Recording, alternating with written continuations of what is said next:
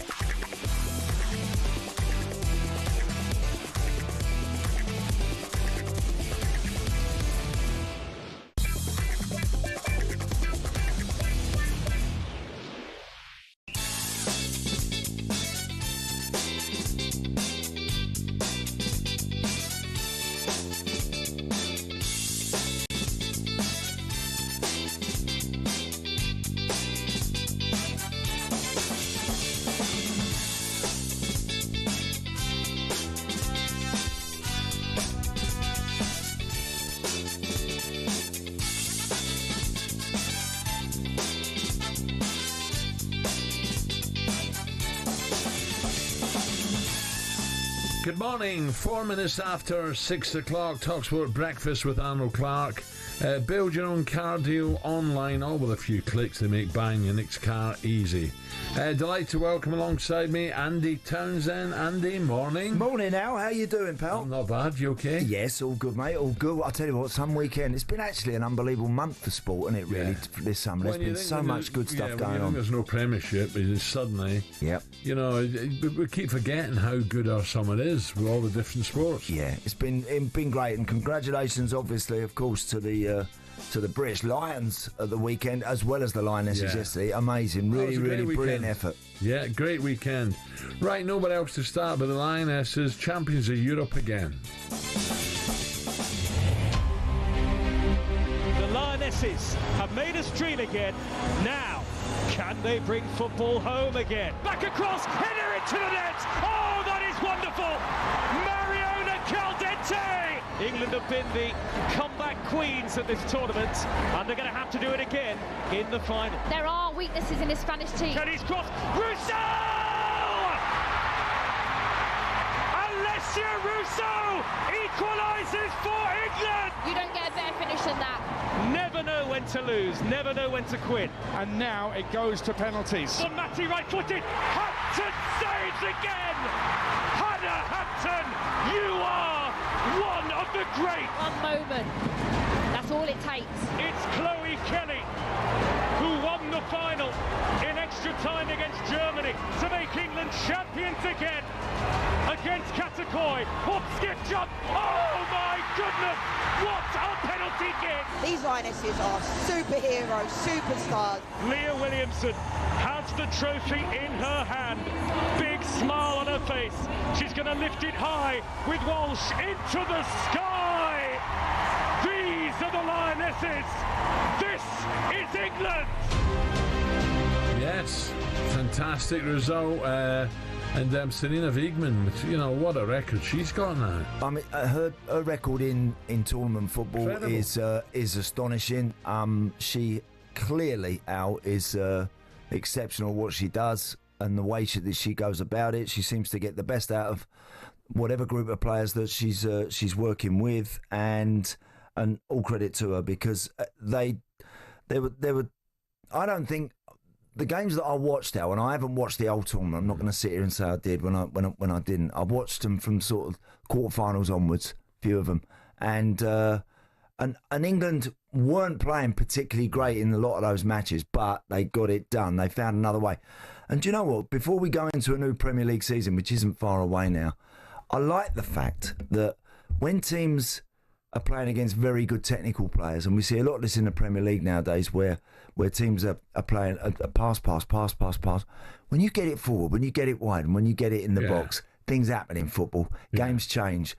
The whole direction of matches can. And England, despite perhaps technically being outdone, the Lionesses, they found a way. They dug in, and it's a great quality to have if you're very technical and very skillful. But I think it's a better one if you've got some guts and you've got some spirit. Maybe just think right away. You got me thinking about Gyökeres and Arsenal. Yeah. Arsenal sometimes drive you mad overplaying. Now they know they've got a goal scorer in there. Get half a yard, get in.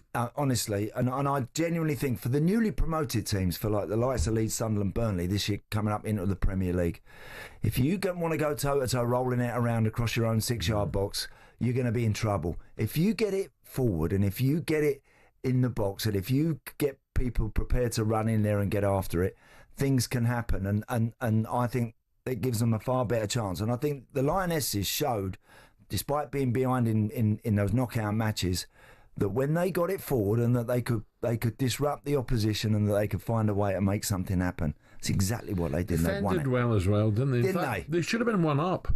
The Spanish keeper makes a good save after the try to be too clever at the back. She got away with it. Correct. And then when Spain went one up, and I did see most of the first half. Second half I didn't. But most of the first half I did, and I thought, they were busy in midfield, Spain, just like the way they play in Spain. Absolutely keep right. the ball, little 10-yard passes, move, give, move. And the Lionesses just got behind the ball, didn't they? But you're right, they did. They were more direct. They were a little bit more direct, and again, of course, once Russo was equalised, then all of a sudden you felt the game was very much there for England to possibly go and get a 2-1 victory. Spain had tons of ball around the edge of the box, but got trying to get a little bit too fiddly with it, I felt, towards the end of the game, Al, and became a little bit predictable around the edge of the box. Whereas England, as I say, to their credit, they just looked like, in the end, it felt like that they were going to get over the line, didn't it? Yeah. So we're talking about manager Serena Wiegmann. By the way, a big party in the Mall today.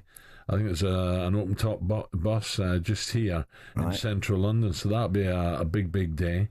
Serena spoke to TalkSport's Courtney Sweetman-Kirk after the game last night and discussed the team's phenomenal achievement. Well, thank you. The emotions are that I actually still can't believe it, that we did it again. And I'm happy. I think it still has to sink in. I'm really, really proud of the team and the staff, how we have done this together and how much work we have put in this. And yes, that you can just see that on the pitch. Where necessary, we'll fight. I think moments of the game we played really well. They're very good on the ball, so of course they're going to challenge us in defense. But how we got through and then winning it with penalties, with Chloe the last one, it's an unbelievable scenario. Serena Wiegmann there. By the way, just check that date. I think it might be a Downing Street appointment today, parade tomorrow. Just double check that. But at least it's going to be a nice parade in central London instead of the absolute garbage we've had lately. Well, yeah, very true, Al. Very true. A different kind of of celebration in London for a change. You're right at the minute, but they look again. I think I'm sure they're all exhausted mentally, emotionally, every way. But they'll be delighted to get back and see their families, see their loved ones, and deservedly take centre stage for this time. You know, that's what it is, and they've been very, very good at what they do. They've been an outstanding achievement. So one Lioness, it's hard to pick one, but Wiegman will be forever grateful to Chloe Kelly, who yet again stepped up last night, won the tournament for England, just like she did against Germany at Wembley back in, was it 2022? So nice she had to do it twice, she joked to the camera shortly after the full-time whistle.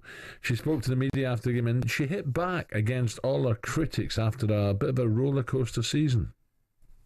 There were a lot of tears at full time, especially when I saw my family, because those are the people that got me through those dark moments. And I'm so grateful to be out the back end. But if that's a story to tell someone that may be experiencing something the same, then tough times don't last. And just around the corner was a Champions League final, won that, and now a Euros final, won that. So thank you to everyone that wrote me off. I'm grateful. Talksport reporter Angelina Kelly caught with a few fans after the game. Wow, what a night they've had last night. Safe to say they couldn't contain their excitement. How could you blame them? Here with some more Lionesses fans. England have just won the second Euros. What were you going through during that game emotion-wise? Well, my mum couldn't even watch. She had to go and stand up by the toilets because she was going to have a heart attack. So she's in the stadium and had to go to the toilet? Absolutely. She couldn't stay in her seat. We've travelled 30 hours. We drove all the way through France yesterday. And we are just totally overwhelmed. We were there at Wembley when they won the last Euro, so we think we're their lucky charms. 100%, and it's worth every minute of that journey, isn't it? Yeah, absolutely. I'll do it again 1,000 times over. These girls are history makers, and we're just so proud of them and everything they represent. And yeah, they're changing the game of football, and we love it. We love to see it. It absolutely inspires the next generation. My daughter here is playing football now in our local city teams, and we're just absolutely thrilled to be able to come and see them on the proper big stage, see them on the TV in the WSL, and they were brave and they've absolutely deserved it. They've scrapped their way here. Every single match they've stolen it, and they absolutely deserve that. Well, I tell you what, Andy, what's interesting now is how do the FA go about this now? How do they jump on that success at grassroots level for young ladies coming through? They'll be encouraged now. Can they find the money, the finances, sponsorship to make it easier and better and more structured so that England, Scotland, Ireland, Wales get better kids coming through? Well, now is the time to do it. Now is the time to. I'm sure the recent success, you know, the first Euros win for the Lionesses isn't that long ago. There's no doubt, Al. There's no doubt the game is growing. There's no doubt there's more kids, more young girls wanting to take part playing football. I still drive past it, probably like everybody else this morning, going to work or going out for the day. You drive past empty football pitches. We have done for years now. You never see all the pitches taken, and I don't think enough. Well, what about the streets when we were really young? You were out in the street, weren't you? You're out in the street kicking a ball about. Of course you was. But things like this will definitely, absolutely inspire, as what's just been said, many to want to continue to play football, and as you say, hopefully the powers that be ensure that there is a pathway, that kids are encouraged at school level right the way through to go and try and excel at something. There's nothing wrong with that. I love to see kids really have. If they're going to take part in sport, yeah, some go just for the fun of it, but there are a lot of kids that want to get better, want to improve, and want to become good at it. And in this day and age, they should have the facilities and everything in their powers to make sure that you give them every chance. Yeah, 03717 223344. Someone hiding behind the sofa last night. Shaban, she needs new nails. She's off for new nails today. Shaban will be up next.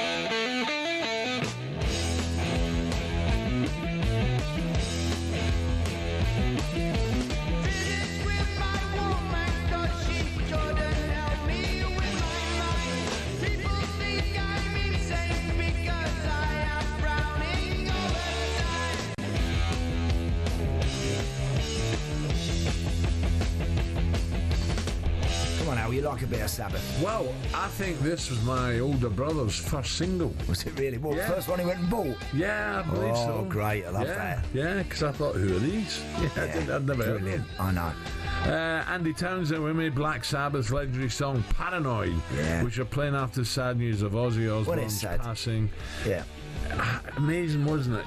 Do you know, someone sent me a picture on the phone about Ozzy, his lifestyle, and age 76, what a life, right? Yeah. And then it showed you Hulk Hogan, just 70 in the gym every day. That's right. Yeah, Basically, he was saying, what do you do with your life? Which one? It was right. Yeah, exactly. No, it was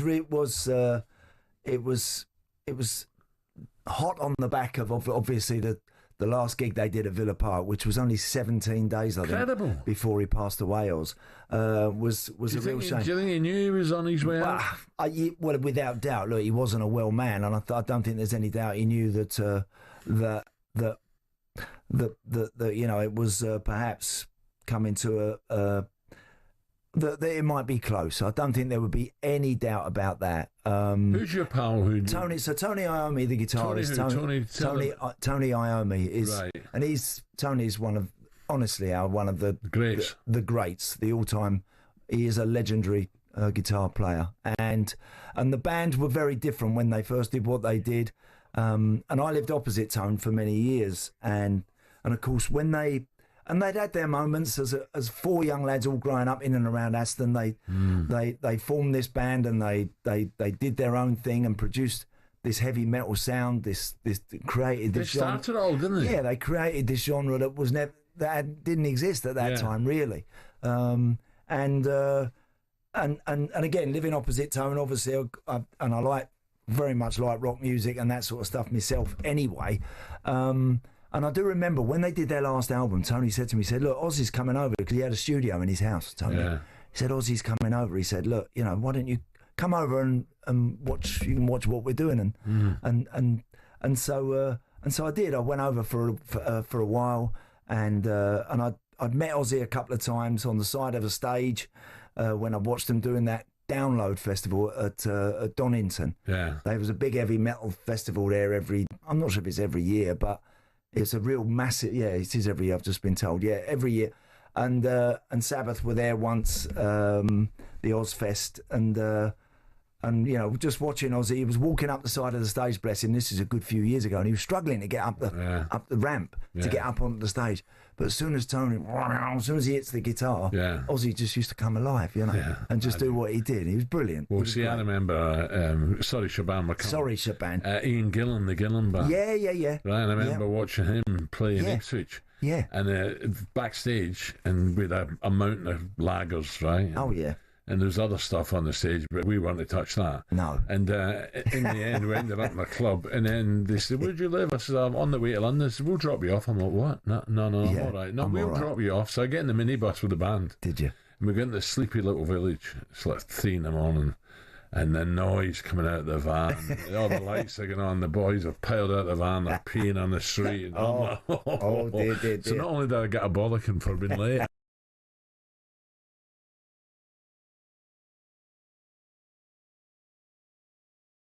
but if you wouldn't mind paying for my manicure, I'd absolutely accept it this morning. Yeah, but what did you feel at half time? I thought they were going to get the job done. Honestly, I just think this tournament, even though they lost the opening game, they didn't know how to lose after that. And I think they had a lot of fire in their belly after what happened in the World Cup final, being beaten by Spain, but I also think what happened in the Champions League final, the amount of English Arsenal players in that team, and then the amount of Spanish players who played for Barcelona in that Spain team. I don't know, it felt written in the stars. Yeah, and they were saying one of them missed a sitter, didn't they? 1-1. No, she did, sorry. 1-1, one of the Barcelona subs. Paraluelo, who came on as a sub. Do you remember that one, Shaban? Yeah. It was faced across the 6-yard box. Could have been it. Hit it with your right foot. She tried to flick it in the back of the net. I mean, there was a number of them sort of situations, but again, they come through it. Yeah. Right, let's look at today's back pages with Tesco Mobile for Business. The Back Page Review on Talk Sport with Tesco Mobile for Business. Got a your side hustle as a Pilates instructor? Stretch your budget with business phone bills for up to 40% less than the big three networks. For verification, see tescomobile.com/business. So, Shaban, it's Downing Street today and the parade tomorrow, is that right? They're going to have a special kind of congregation or whatever at Downing Street today. The Prime Minister was there yesterday at the game, as was Prince William and Princess Charlotte. Scotland, or has he been up there? Do you care, though? Do you care? Well, he was maybe up in Scotland, wasn't he, seeing Trump? Oh, yeah. Unless he got up there first. Is Trump still there? Yeah, I think so. Is he still there? All right, maybe he's going there today then. Did you see Donald playing golf? And he's got about 50 people out on the course with him playing golf. And he drives up to a bunker, and one of the guys who's obviously walking alongside the buggy, one of the guys protecting, got a ball in his pocket and go. He did not. Yeah, pops it down. And he did not.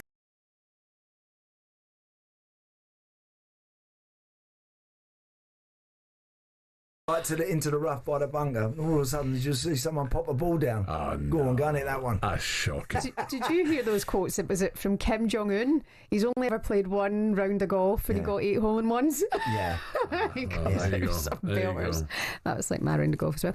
All of the back pages today dominated by the Lionesses. Kelly break good times, come on. Chloe Kelly lifting the trophy above her head there. Proud Chloe starts the party. They beat Spain 3-1 on penalties. If you missed it, back page of the Times, they've done it again. That picture of Serena Wiegmann and the team running up celebrating with the fans. Glory Girls is on the back page of the Daily Mail. Queens of Europe is the Telegraph Sport pull out, showing the trophy left there. Brilliant picture. And the Mirror Sport this morning is going for Queens of Hearts to retain the championship. I mean, obviously the boys under 21s have just done it. It's a huge achievement, but for a senior team to do it, it's rather unheard of. It doesn't happen often. You know, it's quite an achievement. Are they the first, or did someone do it before? In terms of England, this is the this is first ever. Do you know, Chloe Kelly? She's there's something about that kid. Whenever she came on in any of the games, she always looked making a difference. Why was she getting pelters then on social media? Is that what she was touching on?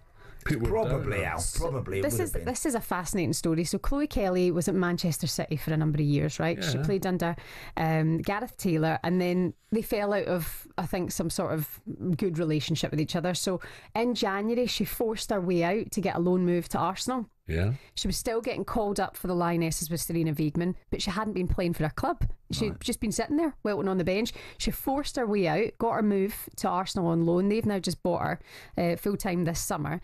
And she won the Champions League. And then she scored the 2 winning goals for England to win the Euros. So why I think she's just almost saying, like, for those who doubted me, I think it was a message at Gareth Taylor, because I don't think any fan ever doubted Chloe Kelly, to be honest, because she comes on with that sheer confidence. She does. Whenever she came on in the matches that I saw, Shaban, I was always thinking, wow. And in fact, when Lauren James got injured yesterday, first half, and she was sort of limping around, I thought, get Chloe Kelly on straight away, because she just makes a bit of a difference, doesn't she? She just brings something different, and she's got that confidence, as you say, to go and really take people on. And the penalty's unnerving. I think if you are a goalie, you're a bit like, the way she does her routine. Yeah, that little stride, The double stamp, the way she spins the ball, she eyes the goalkeeper, she sometimes goes, smiles at them, and it's like, all right, what are you doing? What are you looking at? And then she does the 5 steps back and then puts that leg up. She does. But the power of that penalty, 68 miles per hour, the way she takes it, I mean, unbelievable player. Cool Kelly is the hero again, and she sends England into ecstasy. So, I mean, absolute queen. And then you remember that picture from a few years ago when she scored the winner in extra time. She takes her top off. She's an icon, really. Yeah. I mean, she kind of is transcending women's football at the minute. And this is weird, Al, because you and I, we're patriotic, but she's making people from other countries like England and the Lionesses. You know, she's bringing some German fans were there supporting England, weren't they? Some of my Scottish mates in the group chat are like, up the Lionesses. I'm like, if our dads could see us now. In the group chat. Some brilliant pieces inside the newspapers today. A lot of love for Hannah Hampton thwart, because there was a lot of doubts from some people over Mary Earps, of course, who was the number one. Penalty saves as well. In 2022, Hannah Hampton considered hanging up her gloves after she was dropped from the squad by Wiegmann, reportedly over attitude issues. Remember, Wiegmann said she has to go away, work on herself. She's done that.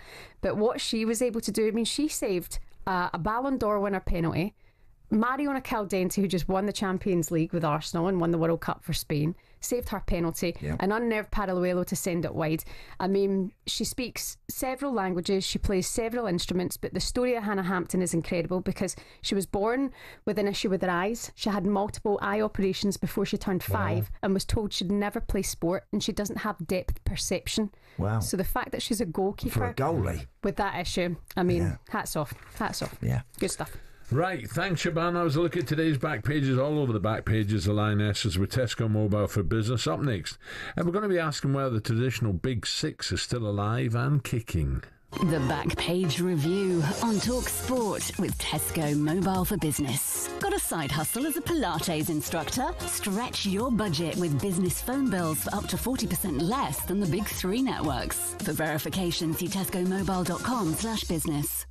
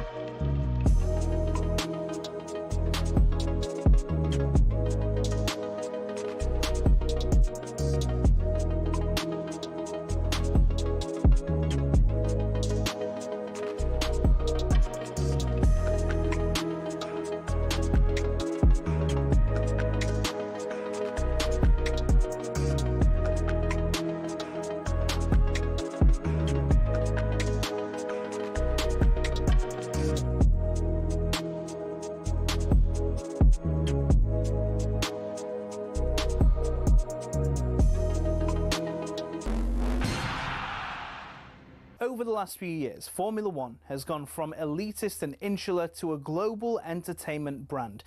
The transformation's down to American investment group Liberty Media, who cultivated a new image for the sport since buying it in 2016. Better access to drivers, improved content on social media, and tapping into the US market have given F1 a massive boost in both attention and revenues. But is everyone happy? The fans certainly are, as evidenced by Drive to Survive. Almost 7 million people per season have tuned in to get all the gossip and all the drama from the paddock. The extra exposure means the drivers can demand a higher salary too. In 2010, the top drivers were earning $20 million a year, which isn't bad. But now, the very best earn 3 times that, with Max Verstappen getting a whopping $65 million in 2025. But money doesn't always buy happiness. Some drivers, including Verstappen, don't like the pageantry the changes have brought about. In Las Vegas in 2023, Verstappen said the drivers were made to look like clowns, and the event was 99% performance and 1% race. Some purists who still watch the sport feel the same, and that the spirit of competition has suffered. But Formula One and Liberty Media don't look like slowing down anytime soon. So expect more races, major events and exclusive access in future.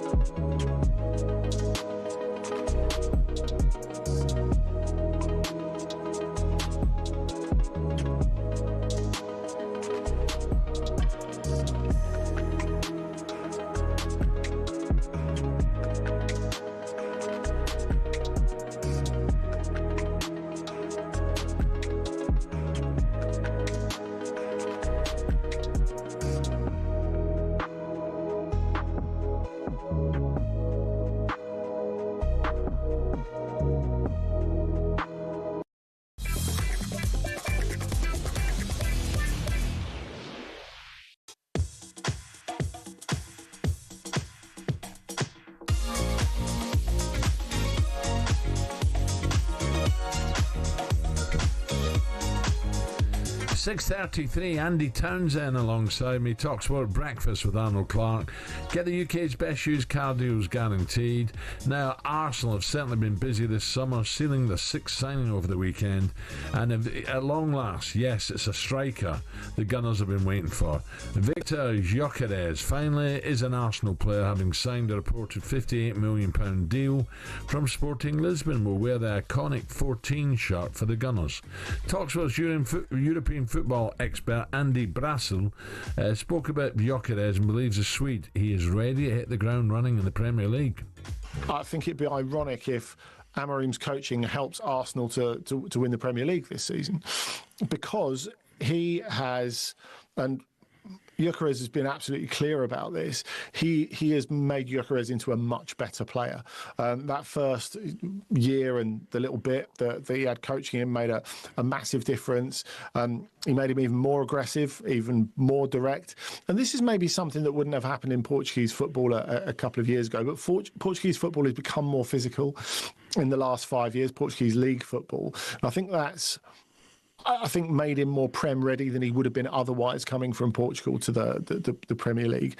And so Gyökeres is impossible to intimidate, and that is one of the huge steps in the Premier League. You know, you've got to get used to the pace and to the physicality of it. He's got that already. He's really high on confidence. He scores all different types of goals now. And let's face it, at Arsenal, he'll be getting chance after chance as well. By the way, how much was it? Around 60 million? And it seems like good value, Al, doesn't it? How much was in Bumo? 65, 63 or something, something like that. Amorim would have gone for Gyökeres, wouldn't you? Well, you would have thought so. I think the kid obviously had his heart set on going to Arsenal. I think that they've obviously done a fair bit of work on this over a period of time, significant period of time, to make sure that it happens. But yeah, when you've got someone that has worked with a coach and worked very successfully with a coach, yeah, you can understand there's a natural link there. But no, they'd already gone. And Bruno? They'd already gone. They'd already gone Cunha and Mbeumo, who I actually think are two good signings for United. No, without a doubt. Two good ones, I do. Without a doubt. Yeah, but be interesting to see how he does. I hope he hits the ground running, and I really do, because they're crying out for someone there, aren't they, in that position, Arsenal? They really are. So Gyökeres became the 6th signing through the door at the Emirates, having signed defender Mosquera from Valencia, Mandzukic and Kepa from Chelsea, Nurgaard from Brentford, and Subimendi from Real Sociedad. Yeah. So look, a couple of £100 million. And I keep saying it, they almost knocked out PSG, you know, so you got to put Arsenal right at you know, your top three for sure. Andy, Arsenal got the business done early, smashed the transfer window. Could win the number 14 inspire or hamper them? Well, look, listen, does it matter? I personally don't think it matters. Henry was such a legend, you know, and probably I think he's the best I've witnessed in the Premier League as a striker. And there's been some really good ones. Cruyff, you got to go back to Cruyff. Don't know where that came from Thierry's point of view, but look, he's got that number, he's got that shirt. It's like Bellingham. Bellingham went out to Real Madrid and took the 5 shirt, which Zidane had worn. Yeah. And listen, had that incredible first season. So for Gyökeres, look, big expectation, big responsibility on him. I just hope he gets up and running early on. I think if he does, if he can, you know what it's like walking through the door at a big club. Yeah. You want to try and get up and running and with a few goals early on, settle him down, let him play with some confidence and some freedom. Then he could well be a real hand for him. Yeah, absolutely. Right, let's move on. Talk about the cricket finish yesterday afternoon. In rather strange circumstances, fair to say, as both sides shook hands for a draw.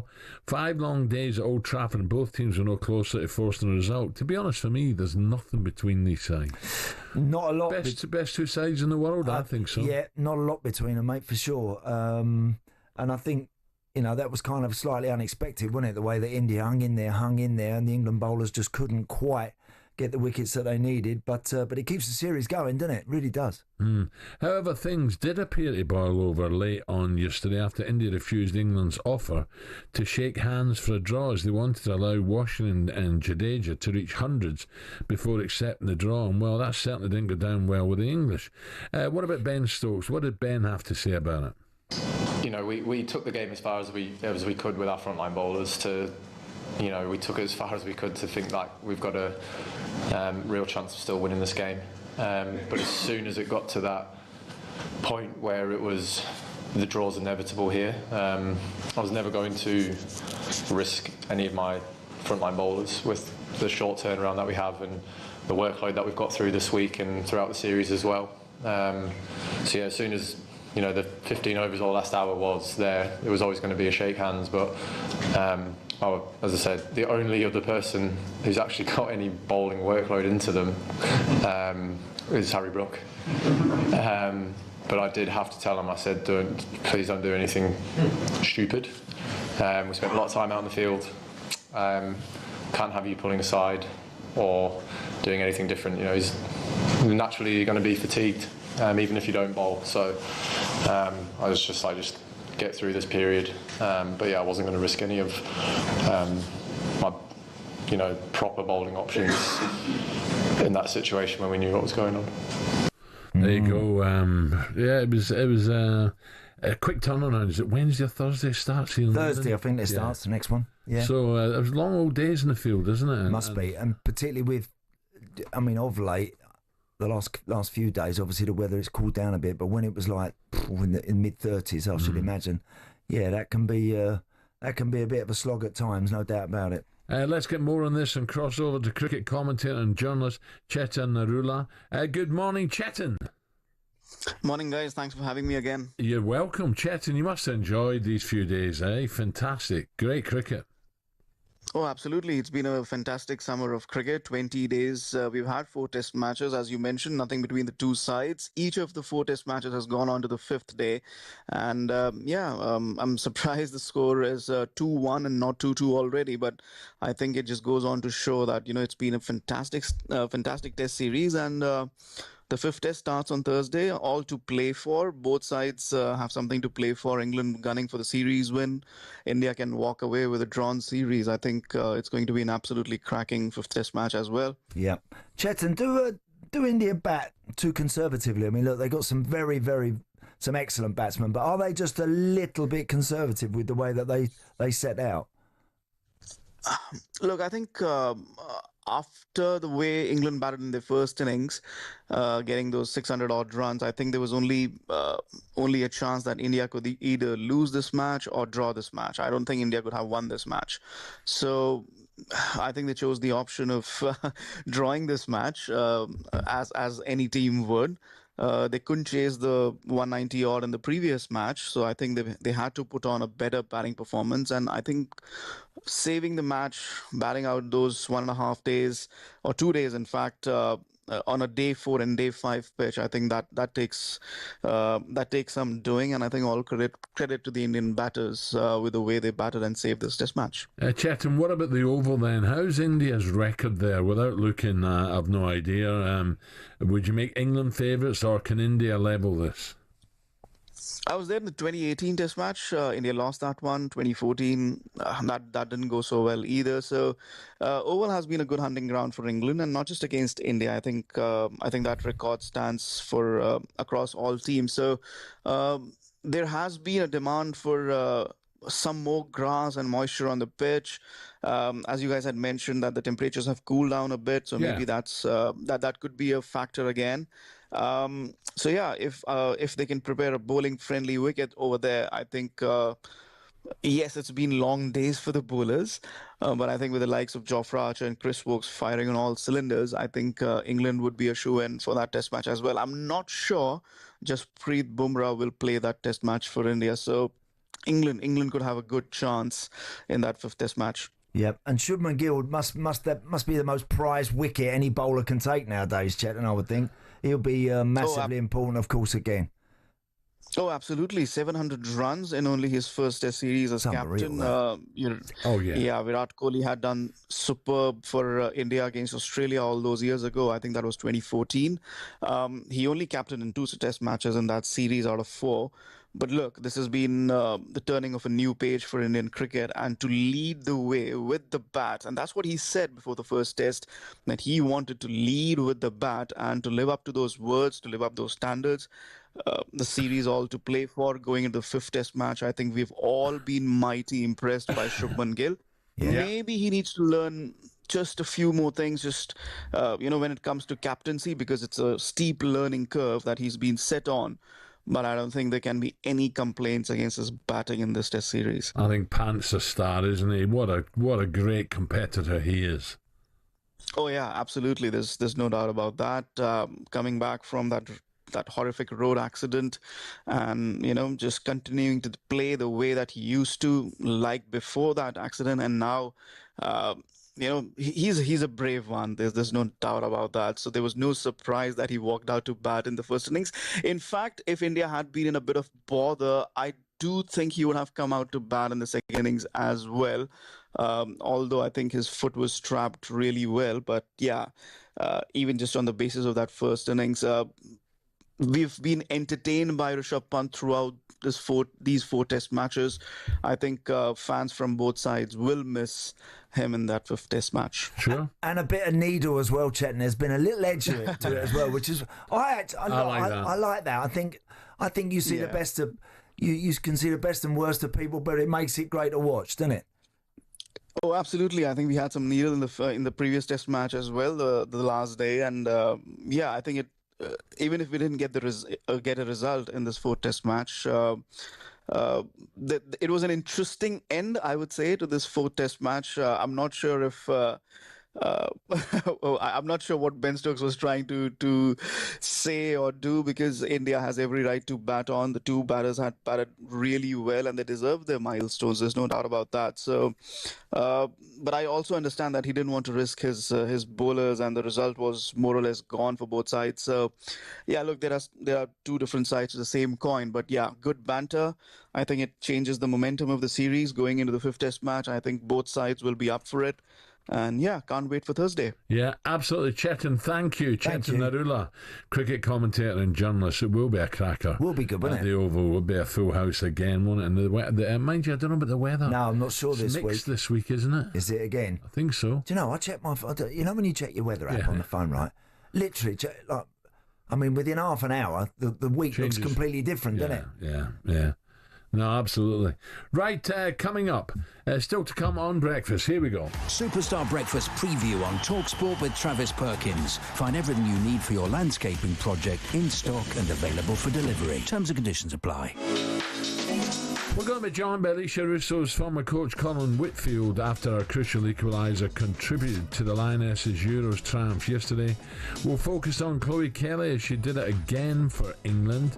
England fans, we can get in touch. We want to hear from you. 03717 22 3344.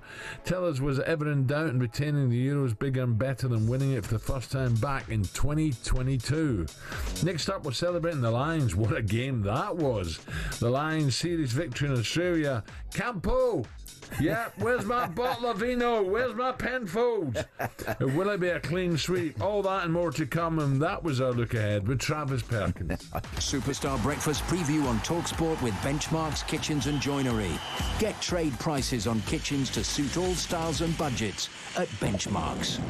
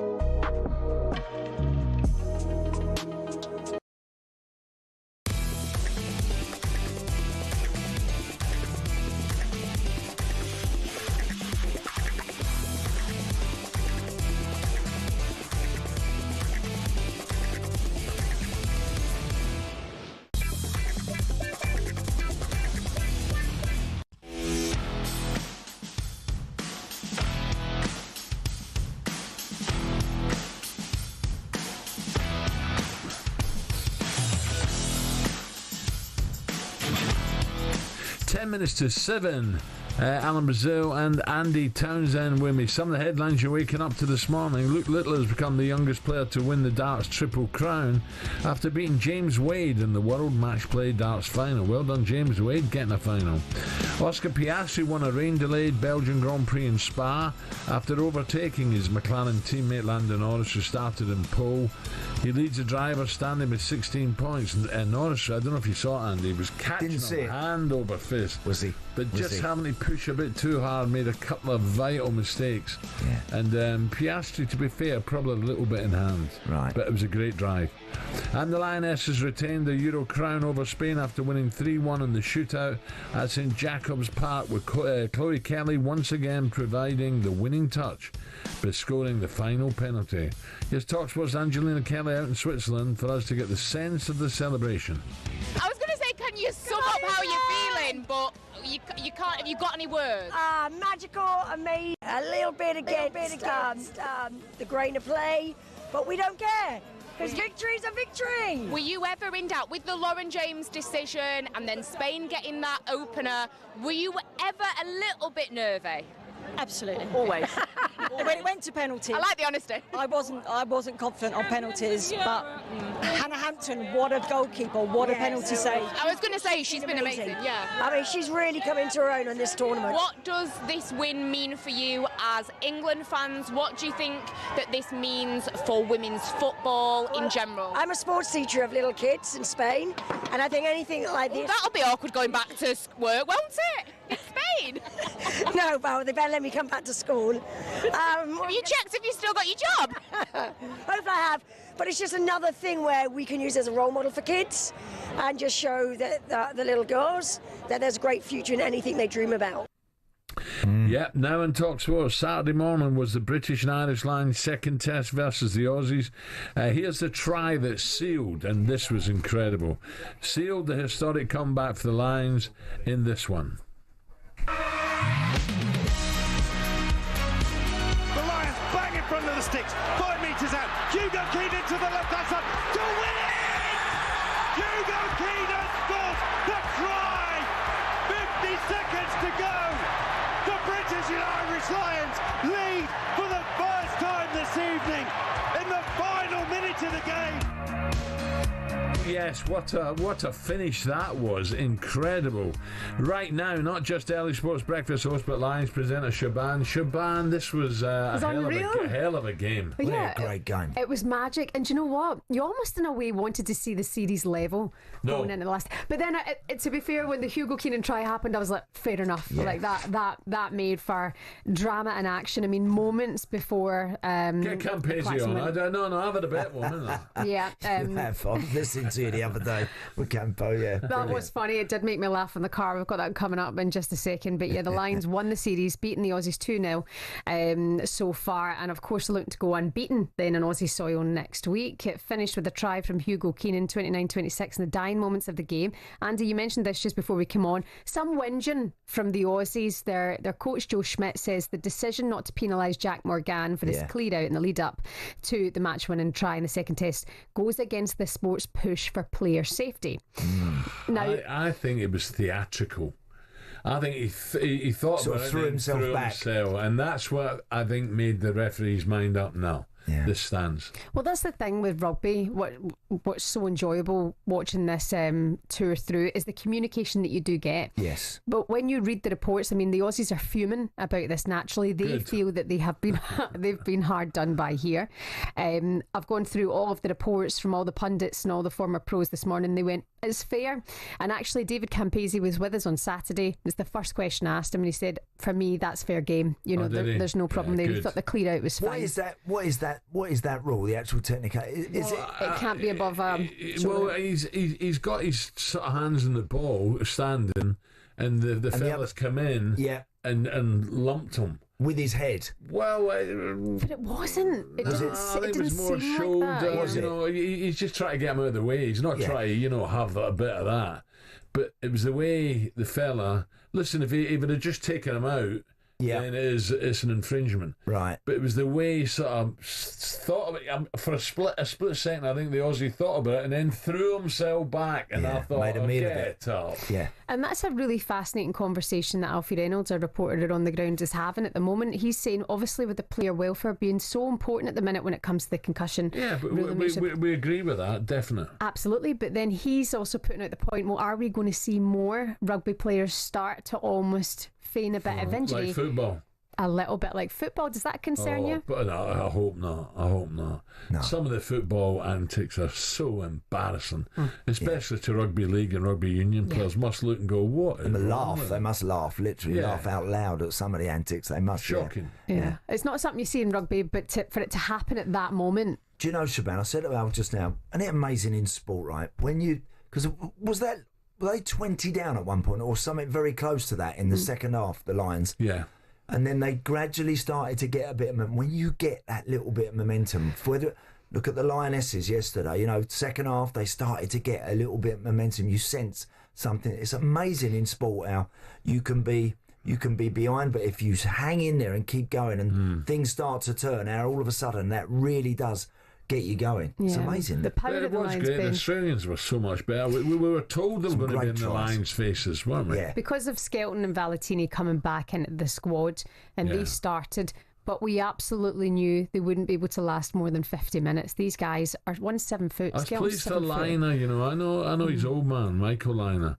And I'm pleased for him because he was getting pelters, wasn't he, Liner? He needed a better game. Absolutely. But like you say, Al, a certain David Campese owes you a bottle of wine. Oh, yeah. Well, I did mention last week to the supporters in Brisbane, I said, if you don't beat us by 30, you should all go home. You had 4 warm-up games. The Wallabies had 1 warm-up game. It was a bit of a mess. Didn't pick a total different team. But you just won. I mean, it doesn't matter about what happened in the game. You won the game, fair enough. But for me, there were signs against the Brumbies at the ruck area that the Brumbies countered ruck very well. The Lions tried to throw the ball around a bit, and it sort of fell apart.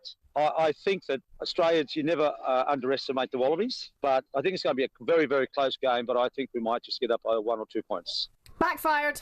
Big time. That was the wrong clip. But yes, he does owe you a bottle of wine. He mentioned that on Saturday. He was adamant. He says, no, Australia will win.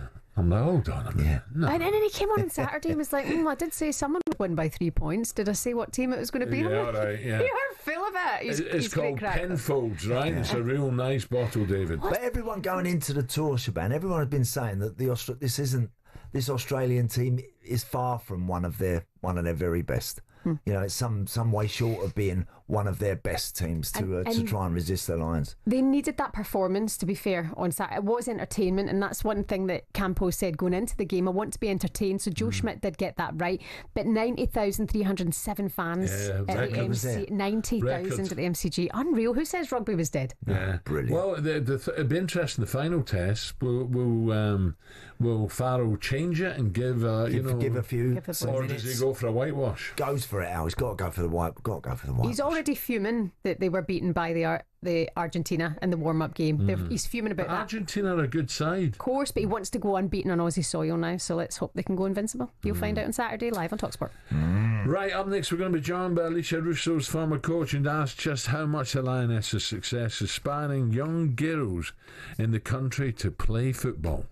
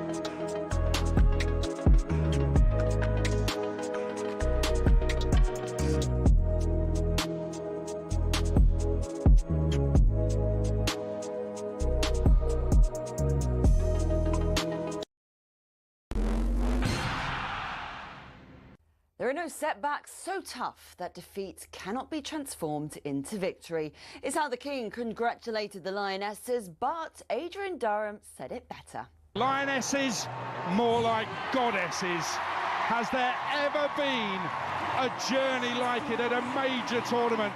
England beat Spain on penalties to retain the Euros. Hannah Hampton saved 2 before Chloe Kelly provided more magic and fired her pen into the back of the net to make the Lionesses heroes once more. She wanted to thank those who ever doubted her. There were a lot of tears at full time, especially when I saw my family, because those are the people that got me through those dark moments. Tough times don't last, and just around the corner was a Champions League final, won that, and now a Euros final, won that. So thank you to everyone that wrote me off. Well, across their 3 knockout games, England were only ahead for 1 minute. Serena Wiegmann admits it's been the most chaotic tournament they've ever played. Every time we could come back, because in quarter-final, semi-final, now in the final we came behind. The togetherness of this team is really, really incredible, but also the belief that we can come back and that the players say we can win by any means, and we just never, ever give up. Meanwhile, Lucy Bronze has now revealed she played the entire tournament with a fractured shin bone. The team returned home victorious this morning and will get a parade through central London. Elsewhere, Ben Stokes says he would have never kept batting for personal milestones after there was no chance of a result. Like India did in the drawn 4th test, Washington's Sundar and Ravi Jadeja both made centuries late on day 5. England are 2-1 up in the series, with the final test starting on Thursday at the Oval. And Luke Littler's become the youngest man to win the Triple Crown of darts. He beat James Wade in the World Match Play final in Blackpool. He recovered from losing the first 5 legs and broke the record for the most 180s in the tournament's history. For more on these stories, head to talksport.com.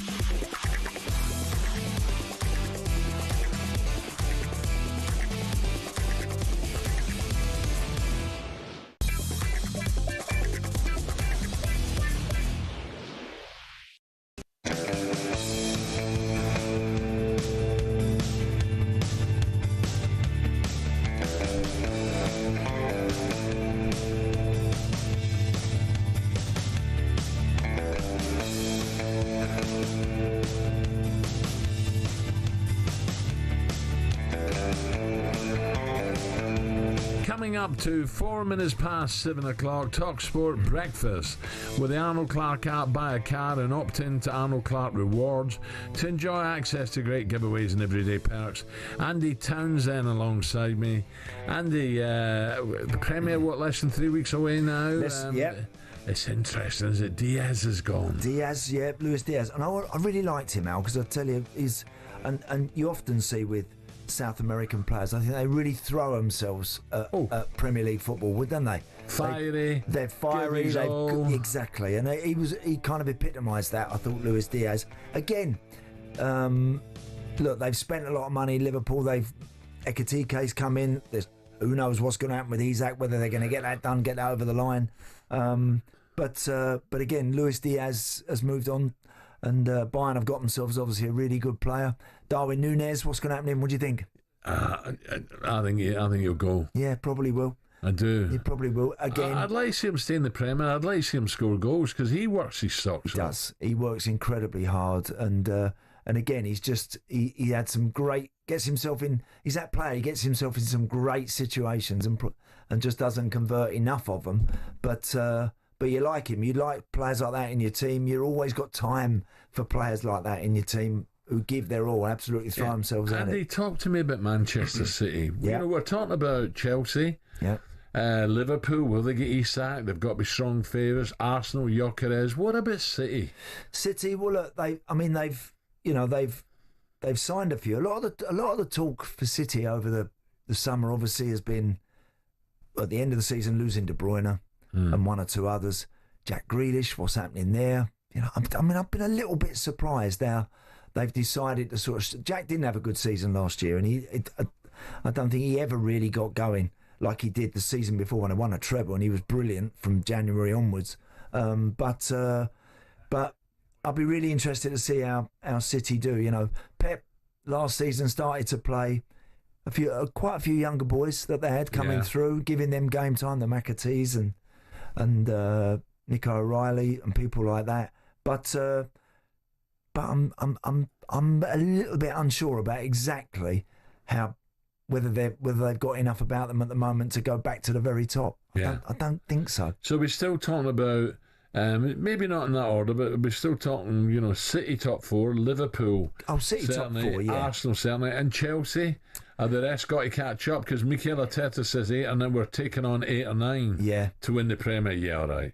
No chance. No, listen. You've the traditional top four, if you like, would be Liverpool right now, Arsenal, City. I mean, United years gone by, but not now. Chelsea. Are very much there. I think Newcastle, I said the other week, I think if Newcastle hang on to Isak, Al, and maybe just fatten the squad up a little bit. I like Elanga and Gordon and Isak, the prospect of that. Yeah. With those boys in midfield that they've got that really work well together. I think Newcastle are no mention of Villa. Because I just think at the minute for Villa, I think all the fans are waiting for maybe news and of someone to arrive and spark something a little bit. Still talk about Morgan Rogers and Emi Martinez. Sincerely hope they don't leave because I think that would weaken them significantly. But look, Villa, what they have from last year and what they've retained and what they've kept, they're still a decent team, believe me. Yeah. But they need to. Everyone always needs to add one or two bits. Have they got the finance to do it? Or I don't know. I don't keeping players. I think juggling the finances at the club is always an issue and is always tough for them. Which is why look, for a lot of teams now that have got 60,000 all seaters, our Villa Park's still low 40s. And you need to be able to get the numbers through the door, and create that massive revenue that entitles you to go and spend and find a bit more money. But look, Villa will be very competitive, but I do think they're going to need a couple more to really shove themselves towards that top four. Right, England cemented a place in history with a penalty shootout victory over Spain, retaining the European title at Euro 2025 down in Switzerland. The hero 4 years ago was Chloe Kelly, and she scored the winning penalty yesterday after Hannah Hampton had already saved two of Spain's. Here's the England goalkeeper speaking to TalkSport afterwards. Yeah, like you say, first tournament playing, not too shabby, winning it. But no, I think all I can really say is thanks to Serena. She's shown us the faith and belief from the start to put us in the goal, and yeah, I think she's just really instilled that confidence in me to be able to go and showcase what I can do. Maybe not showcase everything to my best. There's still plenty more to come from me, but to be able to help the team in any way possible. I've been running around for 120 minutes, so the least I can do is save a few shots here and there. And yeah, it's a team sport at the end of the day, so we're all just in it together, and we grind the results out until the end. Yeah, well done. Fantastic achievement. And it just to be interesting to see how the FA cope with this now, because domestically the crowds are not good, are they? Well, I think there's been some games, there's been a few at the Emirates where there have been massive attendances. You know, like 50,000 or whatever. $5 a ticket though. But there will be still room for many more to be encouraged to go along and support women's football. What an opportunity now for big corporates to get involved. They're trying. You know, they've won it again. So, and if the FA can match that money, because grassroots is so important. It is. Look, there's no doubt the FA have got to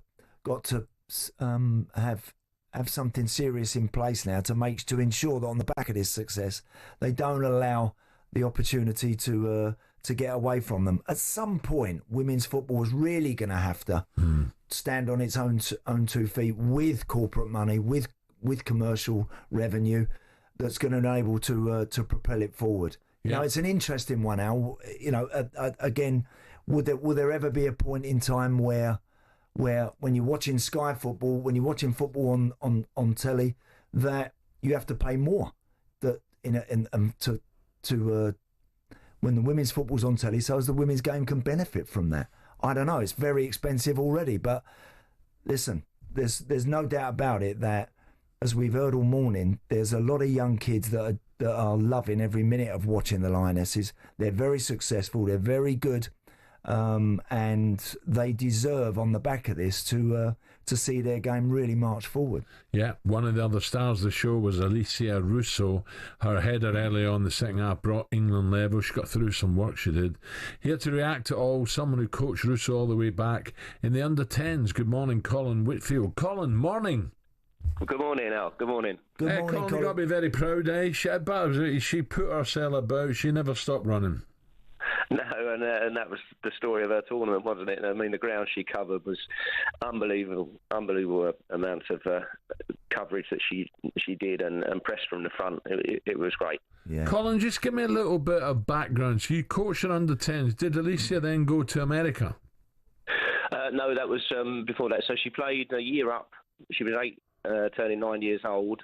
When she played for me, and then from me she went to Charlton for a couple of seasons, then on to Chelsea, and then over to the States.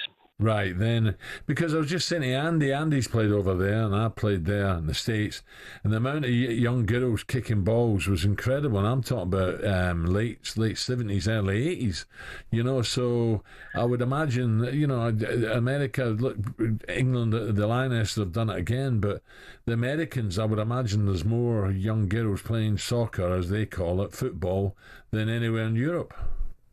Yeah, I'll probably make you right on that, and America were very strong as a national team and dominated in years gone by. But as we've seen, the women's game has developed so much, particularly in Europe, that you know, your teams like England, Spain have come through, and the USA are now falling behind a little bit. Yeah, you must have been very proud, Colin, when you see that ball going out to Chloe Kelly, and she's chopped it back on her right foot, whipped it in. And Alessia's backpedaling. Not an easy header, that one, was it? No, it wasn't an easy header. And, I've got it playing on a loop in my head along with Kelly's penalty. Yeah. It's phenomenal. And it's something that she never used to do for me because, of course, she was the tiniest of little players when she played me at 8 years old. And so I don't recall her ever heading a ball. Wet player for me. She didn't need to. She just drifted past players if they weren't there. So, yeah. So what does that mean now? What have the FA got to do now to continue this wave, you know, of excitement and success? How are they going to improve the youngsters at grassroots level. How are they going to get more and more coming through now and get attendances up? Yeah, I think you've touched on it with the finances when you were talking about that earlier on.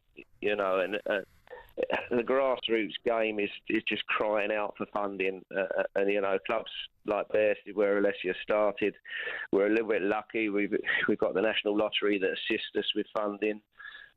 Just received another £10,000 from them, which is phenomenal for us as a club. But you know, we're not naive enough to know that everyone's getting that. Yeah. And that's what's needed, and I see it. I'm involved in local leagues, and I see the increase in the number of girls playing the sport, the number of girls teams coming through.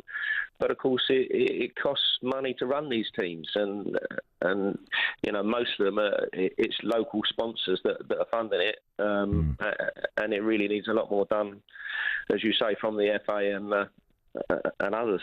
Well, I think, did I hear that they might be trying to bid for the 2035 World Cup here in the UK? So that'd be a big help, to be honest. But that's another 10 years away, isn't it? Yeah. Colin, listen, you should be very, very proud. I'll let you go and watch it all again. And Alicia, she was fantastic. So well done, mate. You should be proud. Yeah, congratulations, Colin. Thank you, guys. 03717 223344 is the number to call. How do we improve it? Of course we can. Right, keep those calls coming in. Just how proud are you of the Lionesses? Let me take a quick call. Have I got time? Yeah, I have. Mike's in Watford. Mike, a very good morning. Hi. Good morning, Alan. Good morning, Andy. Morning, Mike. So, I'm in Hempstead, actually, but, you know... Oh, sorry. Nice part of the world. Yeah. Listen, I just want to say, former England goalkeeper Mary Earps had a waxwork put up in Madame Tussauds. I think Hannah Hampton deserves that now. Okay. Well, she was terrific. There's no doubt about it, Mike. She had a great tournament, and when it mattered, crucially, when it mattered in those shootouts. What that girl's been through her life, you know. Yes. Just courage, bravery, everything. You know, it's terrific. She deserves that. A very clever girl as well, isn't she? Did I hear Shaban say she speaks several languages? Multilingual, apparently. Yeah. Yeah. Exactly. Yeah. Just a real diamond in that side, alongside Kelly and Adjumang. I think, you know, brilliant. Yeah. Well done, Mike. I'm glad you enjoyed it. It's a fantastic feat. That's one thing I wish I'd. You know, I lived abroad a few times, and you know, everyone wants to talk English to you, don't they? Well, they do. What you mean? Learning languages, definitely. I tell my kids. I'm now telling my grandkids, learn a language. It's like learning to play an instrument. Honestly, I think, you know, having that as well. If you can play the piano or play a bit of guitar, if you want anywhere in the world, mate, absolutely fantastic. It's a great way of getting people together. If you've got a skill like that, it really is. And the same thing with language, Al. If you can, and some kids naturally have got just that real natural feel for developing that, and it's a great skill to have. Keep those calls coming. How proud are you of the Lionesses? Are you a parent that dreams of seeing your daughter win on the international stage one day? You know the number, 03717 223344. 16 after 7. You better believe it! Football is coming home again!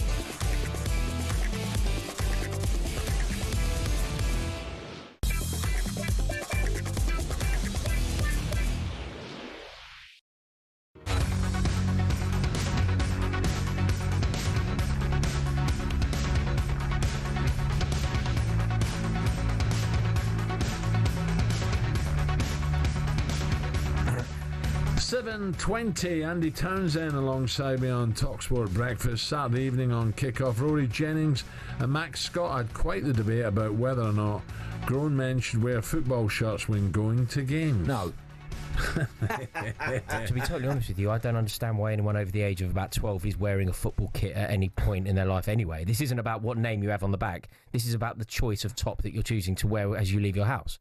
Like, that is outrageous. If you support your football team, if you're passionate about your football team, you can't blame a fully grown adult for wanting to wear that shirt with pride. Yeah, I massively do. I think it's a weird way to feel that that's how you have to show your support for We a don't team. have to. No, it's a weird way that you feel that's how you have to do it. So That's how you commit. You've never worn a Chelsea shirt in your adult life? You're telling me that? I've played football in one. No. You've never worn it to a game or casually? I've never worn it in public. I've never worn it out. I've never worn it on the tube. I've never worn it to work. I've never worn it anywhere social. Are you ashamed of being a Chelsea fan? No, it's not about that. I've demonstrated my love of Chelsea in many ways, primarily by following my team home, away and abroad.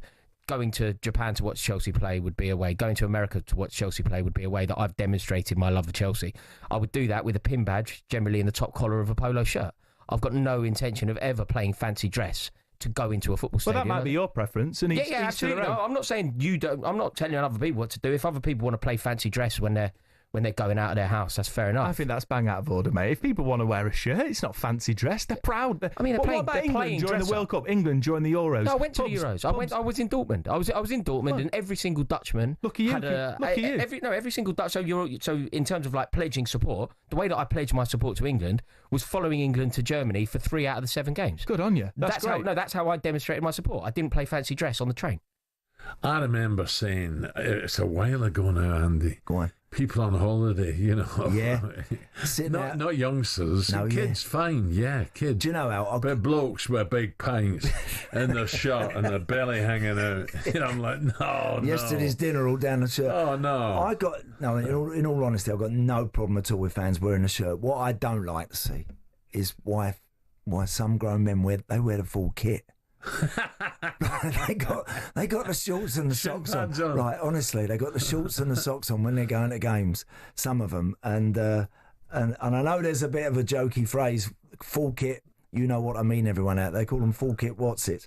But why grown men feel compelled to when they put the shirt on to put the shorts on with the socks out as well, and by the way, is unbelievable. Talking about, I'll be brief here. Talking about holidays, and you were talking about Spain earlier. Yes. Do you see? I don't know if you read the weekend reports from Mallorca.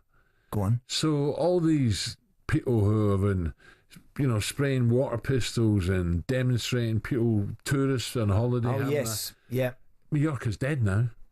It's dead. All the bars, the restaurants, the beaches are half empty, and now all the tourism industry are going crazy, saying, but surely Spain doesn't survive without a tourist, but the a thriving tourist industry. Youngsters there don't care. They don't want. They don't. It's not just English. I don't think Scottish. It's not just us. They don't want us there anymore. What's the main? Because is it because they're saying it's driving house prices up? Is that what it is? Correct. Yeah, and they can't get out, and all the restaurateurs now, all the guides, all the little shops, and they're all losing money now. Well, do you know what? We had 3.5 weeks in Spain in start of June, and I didn't see any of that, Al. I didn't see any of that down on the Costa del Sol. No, you won't do down there. Didn't see it there, but in Mallorca, what's happening? Oh, shocking, yeah. Wow. I mean, listen, Mallorca is full of people that are out there and have spent some big money. Mallorca's money, isn't it? Wow, not many. It's very expensive to buy property there, but it's beautiful, isn't it? Yeah. Beautiful place. I've not been for a long time. Yeah, it's lovely. A friend of mine's got a beautiful... not an estate, but he's got a beautiful place. Has he? He invites me over, but I'm just, it's so easy just jumping a plane to Malaga for me, and I know where to go. Correct. Anyway, you're due a holiday again, aren't you, son? Tomorrow. Oh, yeah. Get in my belly. Are you going tomorrow? Tomorrow morning. Very nice. 6 o'clock out of Luton. See ya. Where are you going? Positano.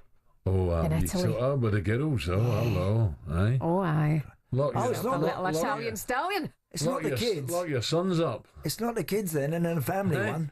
No kids. And how long are you going for? I love them so much, but Mama needs a break. So you're going 3 days. You've got the pass for 3 days? Back Friday. All right, okay. It's perfect. 3 days is that's the magic number. You're allowed 3 days. Well, Can't start saying you want 5 and 6. He gets the 5-day golf trip. Oh, of course he does. So you know. You've got to have a day's practice. He's got two companies he looks after. I work full time too. Away you go. This is not work. 2:30 in the morning. Right, You're joking? Away. Here we go. Transfer Tinder time. They fall in love. Of course it's hard. It's supposed to be hard. A 36-year-old, you'll have the knockers. You will. Just because it's offering its teat, do I really have to muscle on that? Is there anything in your personal life that could be causing you stress, sir? I'm not a great lover. Hello. Oh. What's your name? Sarah Louise. Sarah Louise. Fuck, you're up for it, aren't you? I was in love at the time. That's what I was doing. At the time? Oh, brilliant. He's great there, isn't he? Oh, isn't he? Oh, she's up for it. Right, Siobhan, what you got for us? How was your weekend? Any romance? No, quiet, very quiet. Did you have a little glass of wine with No, Miss I was the opposite. I was almost Betty Ford clinic the weekend. after Chris Evans' party. Oh, I bet that was lively, wasn't it? It was magic. 2 days, but oh god, it takes me 3 days to recover on that. Does Jill look after you though? Does she tries to. Nurse Jill, yeah. Oh, that's lovely. No, she tries to, I said. She doesn't get it right. No. Where's she going wrong?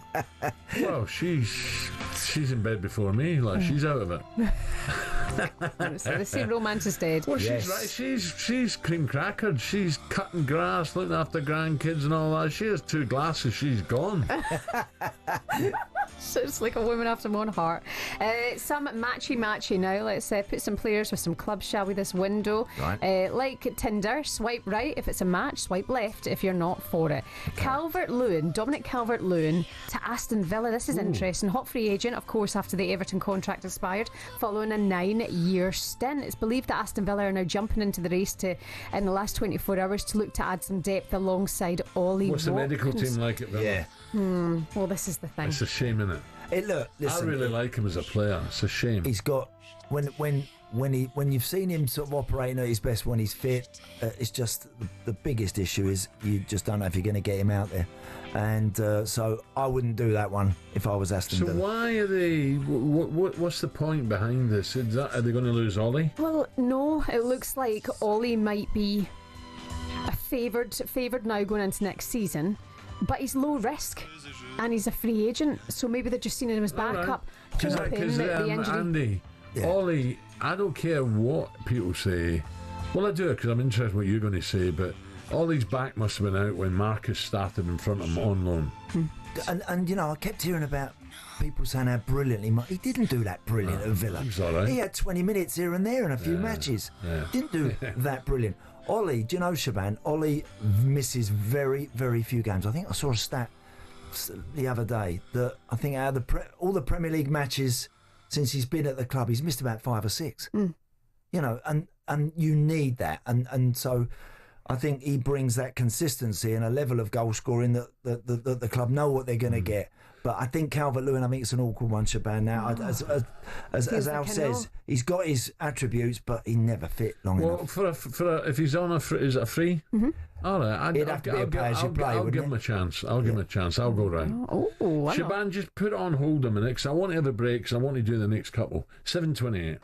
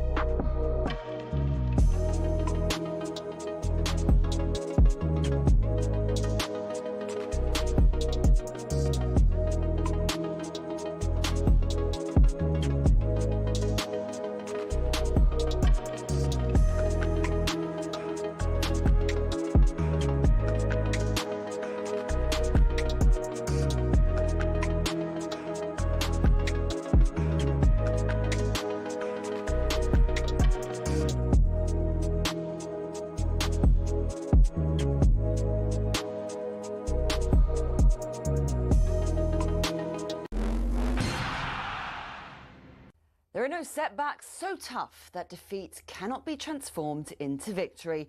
It's how the King congratulated the Lionesses, but Adrian Durham said it better. Lionesses, more like goddesses. Has there ever been a journey like it at a major tournament? England beat Spain on penalties to retain the Euros. Hannah Hampton saved 2 before Chloe Kelly provided more magic and fired her pen into the back of the net to make the Lionesses heroes once more. She wanted to thank those who ever doubted her. There were a lot of tears at full time, especially when I saw my family, because those are the people that got me through those dark moments. Tough times don't last, and just around the corner was a Champions League final, won that, and now a Euros final, won that. Well, across their 3 knockout games, England were only ahead for 1 minute. Serena Wiegmann admits it's been the most chaotic tournament they've ever played. The togetherness of this team is really, really incredible, but also the belief that we can come back and that the players say we can win by any means, and we just never ever give up. And Luke Littler's become the youngest man to win the Triple Crown of darts. He beat James Wade in the World Match Play final in Blackpool. He recovered from losing the first 5 legs and broke the record for the most 180s in the tournament's history. For more on these stories, head to talksport.com.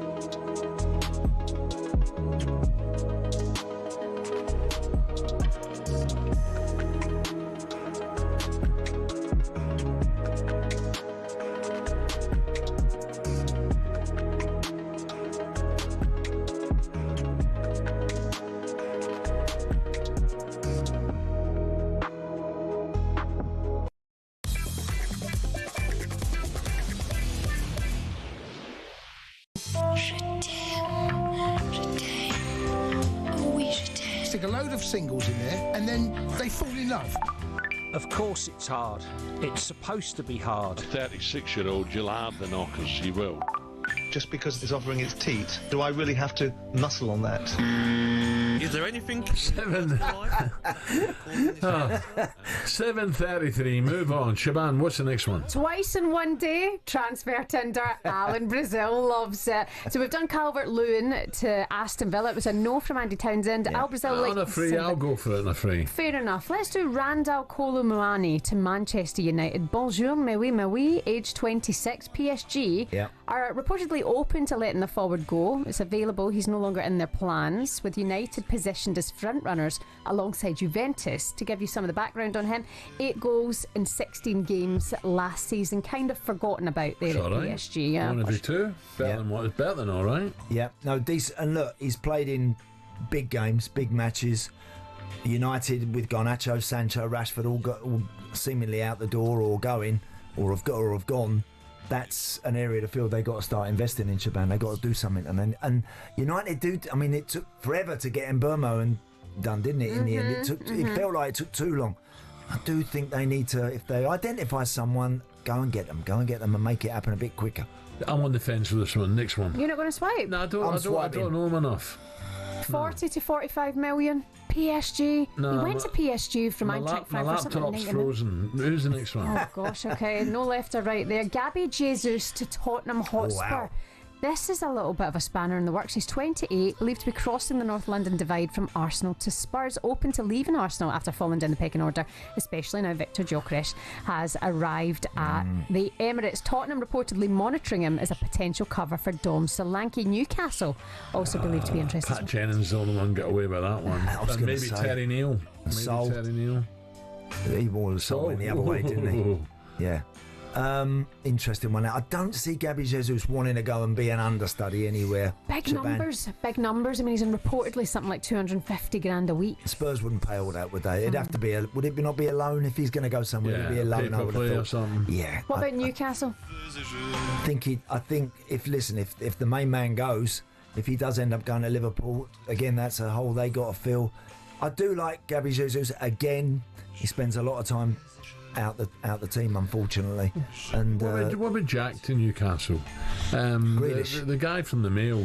Where would he play, Al, now? Where would he play? They've got the two wide men. They've got Gordon and Elanga. Play him off the front striker. Would you play him just in behind him? I think he could play anywhere, just getting the ball and driving forward. I think as he's getting older now, Jack, playing as a 10 would suit him. Or he'd be involved more. You know, that would suit him. But Gabby Jesus, you swiping or not for that? I'm going left now. You're going left to Spurs now. He's not having it. What about to Newcastle? Maybe. I'm not totally excited about him. Are you not? No, I think he'd be. I think he'd be a decent signing, Shaban. I do. It's just his. If you're going to go there and be the main man and replace someone like Isak, you've got to stay fit and you've got to play regular. Can't guarantee that. Sounds like it's a swipe left. Then. Okay, Shaban, you're not heading off now, are you? No, I'm with you for another while. Okay. See you then, lovers. Okay, coming up at 7:36, Henry Winter coming up in just a tick. I've had my shells and kicked in my bed, but I come through. The beats go on. We are the champions, my friends, and we'll keep on fighting till the end. Did you see Queen out? I never saw him. It's unbelievable. No, we hear this. First ever... Henry, I'm coming. First ever concert I ever went to live in Glasgow. I think it was 73. I went to see Ian Hunter, all the young dudes, Mock the Hoople. Oh, great. Yeah. Got there really early, and the band early were magnificent. Were they? Place was 3/4 full. I'm like, who are these? Queen. Brilliant. Backed Mock the Hoople. Amazing, isn't it? Isn't it amazing? It really is. Henry, sorry, we're coming straight away. But just all the Live Aid stuff. Henry knows what we're talking about, Mock the Hoople. The 40th, whatever it is, anniversary of Live Aid. And I was listening the other day, and Bob Geldof, didn't fancy Queen on the original thought process. He didn't think Queen was the right sort of fit for that. Hey, and how was Freddie on that night? Amazing. No, brilliant. Right, that's right. The Lionesses are back in the champions of Europe, where the champions by Queen only fitting for the Queen Lionesses. So let's get more on this amazing achievement and cross over to the champion writer and broadcaster now on TalkSport, Henry Winter. Morning, Henry. Morning, Henry. Morning, Alan. Morning, Andy. I was enjoying that little trip down memory lane and up Wembley Way to Live Aid. I tell you what, all the documentaries and just watching the whole thing again. I mean, it was extraordinary, wasn't it? Right. And people forget Status Quo kicked the whole thing off, and people saying, "Are they the right band?" And they were absolutely magnificent to set the whole thing going. Well, I think my school friends, Jim Kerr, Charlie Birchall, Simple Minds, done both. Yeah, I think they played Philly as well. I think. Did like Phil Collins did? Yeah, I think so. I didn't know that. I might be wrong. You forget what a good singer he was. I mean, the Philly performance by Jim Kerr was sensational. Yeah. Oh no, he was, and Charlie and the guitar. No, they were Charlie great guys. Birchall. Great. I've got to have a beer with them soon. Anyway, Henry, last night. What did you make of last night? It was full of drama. Full of drama, but typical Lionesses. They always seem to find a way. I mean, it was a roller coaster. The England fans who are out there, the sort of millions who were listening on TalkSport, watching on telly, it was just kind of what we expect from them. But, they never give up. And you look at their individual journeys, like Chloe Kelly was apparently considering, taking a break from the game a year ago. A couple of the players, Ella Toone and Beth Mead, they've lost parents in the last couple of years. They're sort of bonded together as a team, which, you guys will understand, far better than me, having been in a dressing room, that collectivity, that togetherness in those most difficult moments, whether it's penalty shootouts, whether it's sort of going behind in games, that togetherness is absolutely key, as well as the sort of technical expertise of a Chloe Kelly with that penalty, as well as the preparation of Hannah Hampton, making sure she knew which way that the Spanish takers were, even a player of the quality of Bonmati was going to go. So, it was their sort of temperamental qualities as well as their technical and tactical strengths. Yeah, no, Henry, I totally agree with you, and I think they were. I don't know. I watching the semi-final and the final. What you did sense was that And first half yesterday, England were up against it, weren't they? Spain were keeping the ball very well. They had the lead, and it looked like it was good on the ball, weren't good they? on the ball, and you were thinking, wow, if they're not careful, they're going to concede another one here. Got through that period, and then you just started to feel that the momentum started to shift and change a little bit, and they started to find a little bit of confidence, and always looked at danger and always looked to threat themselves when they went forward. They did, and the resilience they had to show defensively. And I thought Jess Carter, who obviously has had her issues in the tournament, the disgraceful racist abuse that she endured, then being, not starting one of the games but coming back, and I just thought she was magnificent, and she particularly grew into the game yesterday. And as the Spanish sort of kept on throwing on strikers against her, she stood tall. So I thought it was fantastic. But it's been interesting listening to your debate this morning. The FA and the WSL, the Women's League, have to use this because gates were down in the WSL, I think about 10% last season. There were issues for that, whether it was kick-off times, whether it was Bristol Rovers who were getting great gates at Ashton Gates being relegated. But they have to use this and surf the Lionesses wave to I think you were talking to one of the coaches earlier, to get more funding into schools, into grassroots clubs, and to build the game, because this is an amazing opportunity and it has to be seized by women's football. Couldn't agree more. Henry, a bit on the transfer market now, because we're, less than 3 weeks to the Premier. Back of the Sun this morning, Liverpool planning to sell Diaz to Bayern to fund a move for Isak. Was that always on the cards, Isak for Anfield? I mean, I think when I think it was Craig Hope from the Daily Mail was talking to you. He broke the story, and he's very well connected, obviously, in the northeast. And you realise that Isak was looking at a move. But it's a reflection of how Liverpool signed so well. You look at how well Florian Wirtz played at the weekend and the type of calibre of player they've been bringing in. They're obviously targeting Isak, but also how well they sell. I mean, Luis Diaz was he was about, I think, 37 million when they bought him. They're getting 70 million for sort of 28, 29-year-old. Yeah. Michael Edwards there is an absolute genius. So it's not simply about recruiting, it's about selling as well. Yeah, no, indeed. And again, Henry, it would be a blow for Newcastle if they lost Isak. I think everyone was kind of licking their lips at the prospect of seeing Elanga, Anthony Gordon and Isak. I think that's a really exciting front three that can compare with plenty in the Premier League. If I they feel lose for Eddie Howe. I mean, he's trying to build a team there, and he's lost sort of some of his sort of supporters within the building, and it would be desperate if he lost Isak as well. But Eddie Howe is a resilient individual, and I'm sure he will go again. But who are they going to get? Johan Wieser is no replacement for Isak. Seshko, can they afford him? Difficult club to negotiate with, as Arsenal found. So I think it's really frustrating because, as you say, the service from the flanks. Elanga scored yesterday.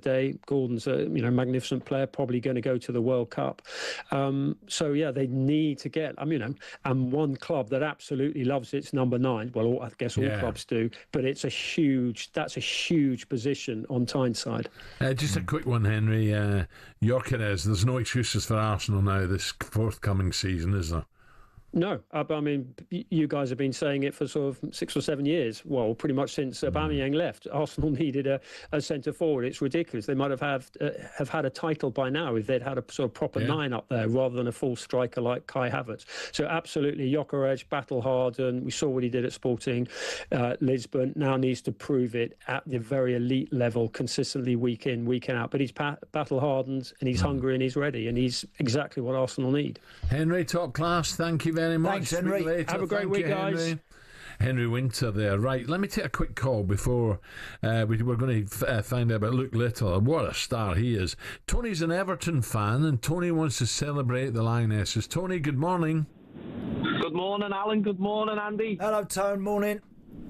Yeah, so just a quick one for me. I've got 3 daughters, Nicole, Ruby and Taylor, who are all football mad. Right. 2 of the mad football finals yesterday, both won. And then we get home and watch the Lionesses bring it home. And I just wanted to say, probably one of the best days of my life, to be honest, because it was just magnificent watching it with them. How much they love the football. It's just brilliant. Fantastic. Tony, do you know, I was just asking Al there in the break, because I genuinely don't know. My kids are all grown up, and I've got 2 grandsons, so I don't know from a girl's perspective. Do the girls play football now in lessons at school? Obviously, they play their they play their netball, they play their hockey, of course. Yeah. But do they actually play football at school now? Yeah, I've got to be honest, and it's gone up with the levels. With obviously the sort of situation that they've been in, playing through since they were kids. But the schools have sort of took it on board now and sort of made it a thing where they're having more competitions month by month. So it is getting bigger and better. And obviously, I'm just so proud to watch my girls play football. Lovely. It is. It's well done, great. Tony. Thank you, and good luck to your girls, Tone. Thank you. Right, there you go. It'd be interesting. Just the momentum's got to be kept going. And also, Al, I mean, look, like most kids, when I was a kid, I remember I wanted to play everything. You probably the same. You do when everything. The was on, where's my golf clubs? Correct. When Wimbledon was on, where's my tennis racket? You just want to play. But what's interesting from a girl's perspective, I wonder now, on the back of this, what we're seeing with the Lionesses and how much interest there is in football, whether the girls aren't playing so much netball, whether they're not playing so much hockey as they did, whether that they do really seemingly want to throw themselves in at their football, which, look, is great for our sport, but I wonder how some of the others feel. It'd be interesting. Yep. Up next, we'll hear from Luke Littler after completing Dart's prestigious Triple Crown, aged just 18.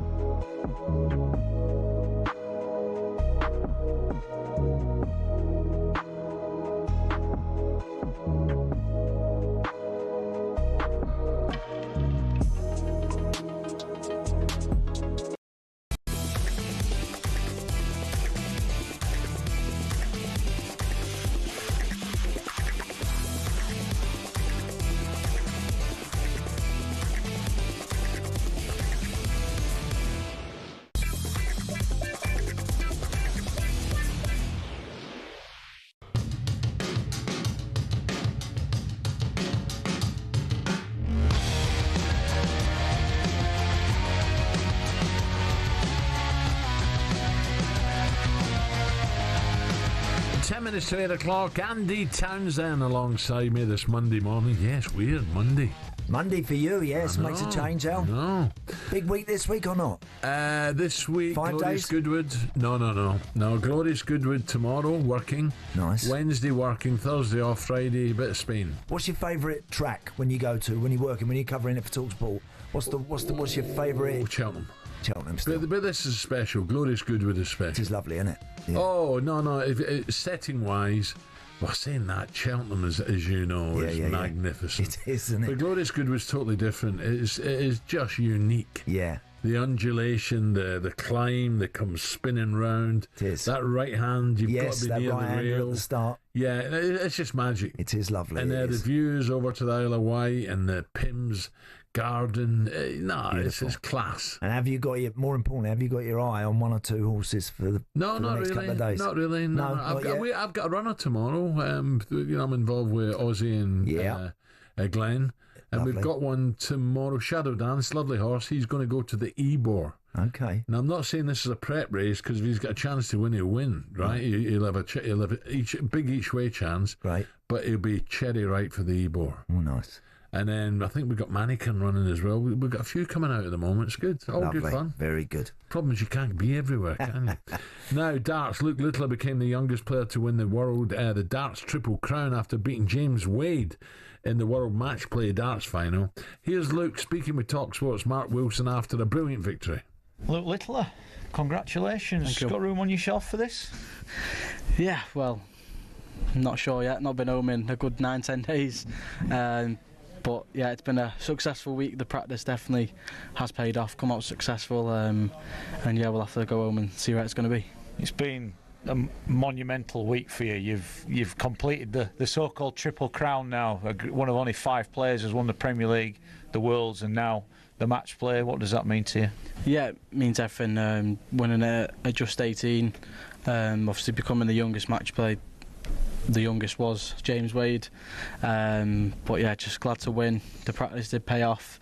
Dug deep in most of the games, especially tonight when I was 5-0 down once again. But yeah, just glad to come out victorious. What a start he is! He doesn't practice, by all accounts. He's incredible, and he's setting all sorts of records for such a young kid. Well, there's another one, Andy. There's another one, right? There's so many kids that look at him saying, "I want to do that." Just like maybe last night, the Lioness. There's so many young girls are saying, "I want to do that, Mum." You know what I mean? What a weekend then for British sport, and we bring back early sports breakfast host Shabana Hearn to the show for a bit more on some of the stories around the victorious Lionesses.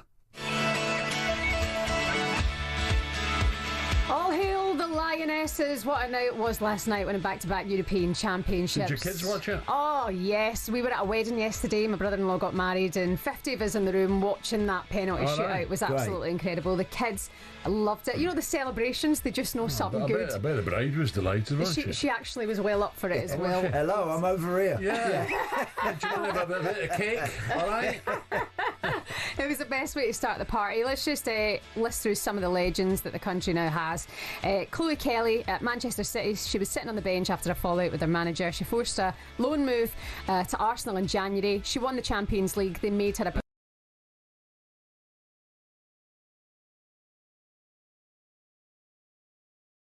William is he's the male feminist I never knew I needed. Chloe Kelly scored the goal to win back-to-back Euros. Absolutely insane. She won the Champions League a couple of months ago. Ballon d'Or worthy in my opinion. Let's talk about Lucy Bronze. Revealed she played the majority of the tournament with a fractured tibia. She became a national hero for strapping up her own leg in that penalty shootout versus the Swedes, and then she buried it. She's won 5 Champions Leagues and recently came out as being diagnosed with autism. What an absolute legend. Wow. Let's talk about Hannah Hampton. Nearly quit in 2022. She worked her way into that #1 spot for England. She used to be a striker. She was born with an eye condition called strabismus, means she doesn't have depth perception. Had many operations before the age of 5. Told she wouldn't play professionally after a great stint at Villa, Many WSL clubs wanted her. She went to play under Emma Hayes at Chelsea. She won the league and just won the domestic treble. She's multilingual and has taken up sign language to communicate with deaf people as well. Hero, Michelle Agyemang, a Star is Born, 19 years old, recently at loan at Brighton. Can't imagine Arsenal are going to let her out of her sight next season. Scored the leveller at 96.5 minutes against the Italians, forcing the game to extra time, saved them a couple of times at the death. Agyemang, in Ghanaian, it means saviour of the nation. She did that for England. What a queen. Let's just touch on the manager, Sarina Wiegman. 5 major finals in a row. Banned from playing football with the boys when she was young. Won the Euros with the Dutch in 2017. Went to a World Cup final 2 years later. Joined the Lionesses, won the Euros in 2022. Went to a World Cup final in 2023. Wins the Euros yesterday. The last 3 European champions in the row, all won by Sarina Wiegman. And as the Lionesses as a group, 3 years ago they won the tournament. They got on a bus with a trophy. They wrote a letter to Downing Street to call for major change in schools in this country to get all girls to have access to football and PE lessons. That's something that many of the schools didn't offer for youngsters before. Change was forced. 77% of schools now do that for girls. There you So go. will Shaban, 2035, will England get the World Cup, Women's World Cup? We've got it. Oh, We've it's got done? it. We've got it. Yeah, the UK have it. Oh, have UK, they? Scotland, Ireland, Wales and Northern Ireland I have thought the World that Cup. was the next step. All right, okay. And it makes you think of then, I just think of what's next of making change off the pitch for this group, Alan. This tournament we saw Jess Carter subjected to racial abuse on social media. From who? Losers, trolls. They stood with the Lionesses, they condemned those trolls. Perhaps these Lionesses will force change with social media regulations. Maybe we'll see something like that. But whatever is next on the list of change for the Lionesses, everyone will know about it because everyone watches the Lionesses. Fair play to them. Take a bite. Brilliant. Yeah, amazing. Shaban, nice one. Right, still to come on breakfast. Superstar Breakfast preview on TalkSport with Travis Perkins. From excavators to skips or cement mixers to pressure washers, Travis Perkins Hire has all your landscaping needs covered. Coming up next, we're going to be joined by TalkSport presenter Adrian Dunham, who, if he could, would marry Serena, who's at St Jacob Park to witness history as the Lionesses won the Euros again against Spain. Adrian didn't hold back with his ratings for the team in this tournament. England fans, get in touch. We want to hear from you this morning. 03 717 22 3344. Tell us, was it ever in doubt? Is retaining the Euros bigger and better than winning it for the first time back in 21? How inspired have your family and friends been, and the achievements they've delivered in an England shut, the Lionesses? Get in touch with us this morning. That was a look ahead with Travis Perkins. Superstar Breakfast preview on TalkSport with Benchmarks Kitchens and Joinery. Get trade prices on kitchens to suit all styles and budgets at Benchmarks.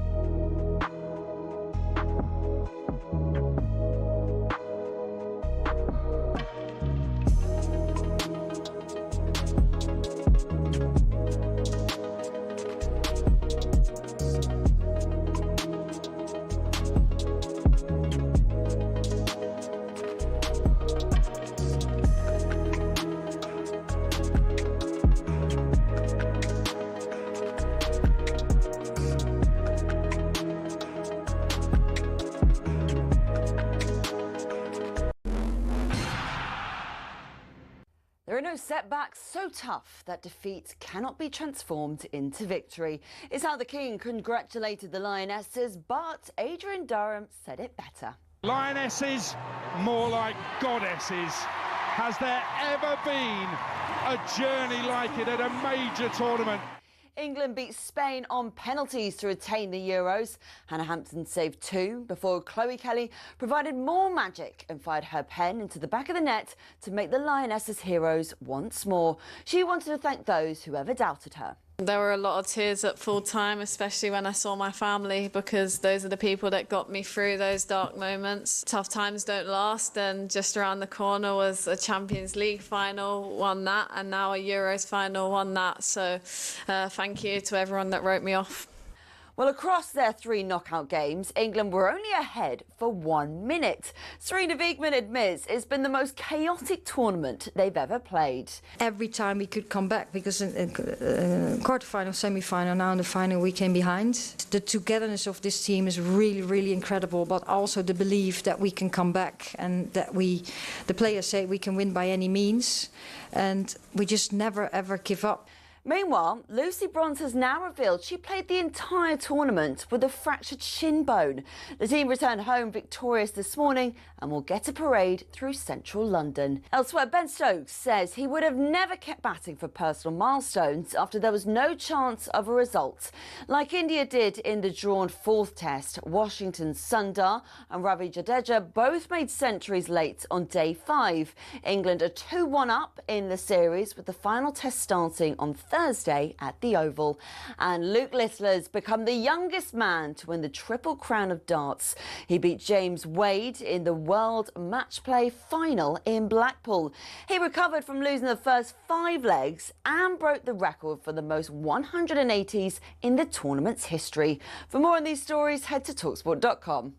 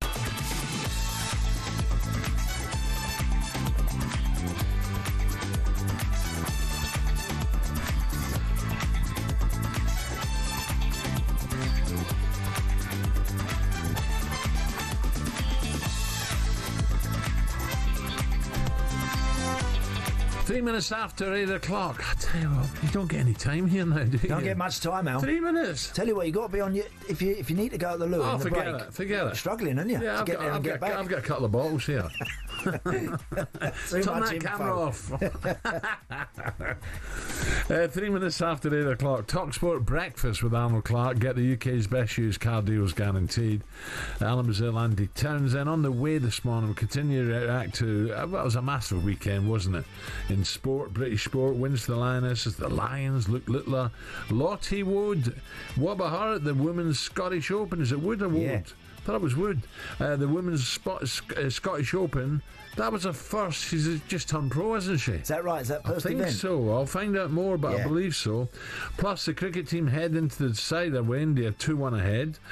Joe Root, what a player, by the way. Made history. He's now second on the all-time list of test run scorers. Just Tendulkar ahead of him now. His father, Matt Root, will join us later on, which is great news. And we'll ask former Wallabies coach Eddie Jones if the play acting from the Aussies against the Lions is a bad look for rugby. But first, the Lionesses, a European champions yet again, and what a ride it's been this summer. Here we go again. Another shot at history for the Lionesses. I'm intrigued to come back and enjoy that tournament football. And England's title defence begins with a damaging defeat in Zurich. We knew there was going to be pressure. It's a tough group. Two left-footed shots. It's 4! Proper English display. That's what we wanted to put on. Mead is there and Jimmy! 2-2! think a lot of people have called it luck, but I mean, when things happen more than once, it's definitely not luck. Sweden game, I wasn't enjoying it that much with how our fans were going. Holmberg, it's over! England are in the semi-finals! We might be the favourite, but we have to be at our very, very best to win the game. Aubameyang is there! Can she put it in? She does! Yeah, I think we have that never give up attitude, you know. To put England in the final. Kelly! Save! Kelly there again! It's in!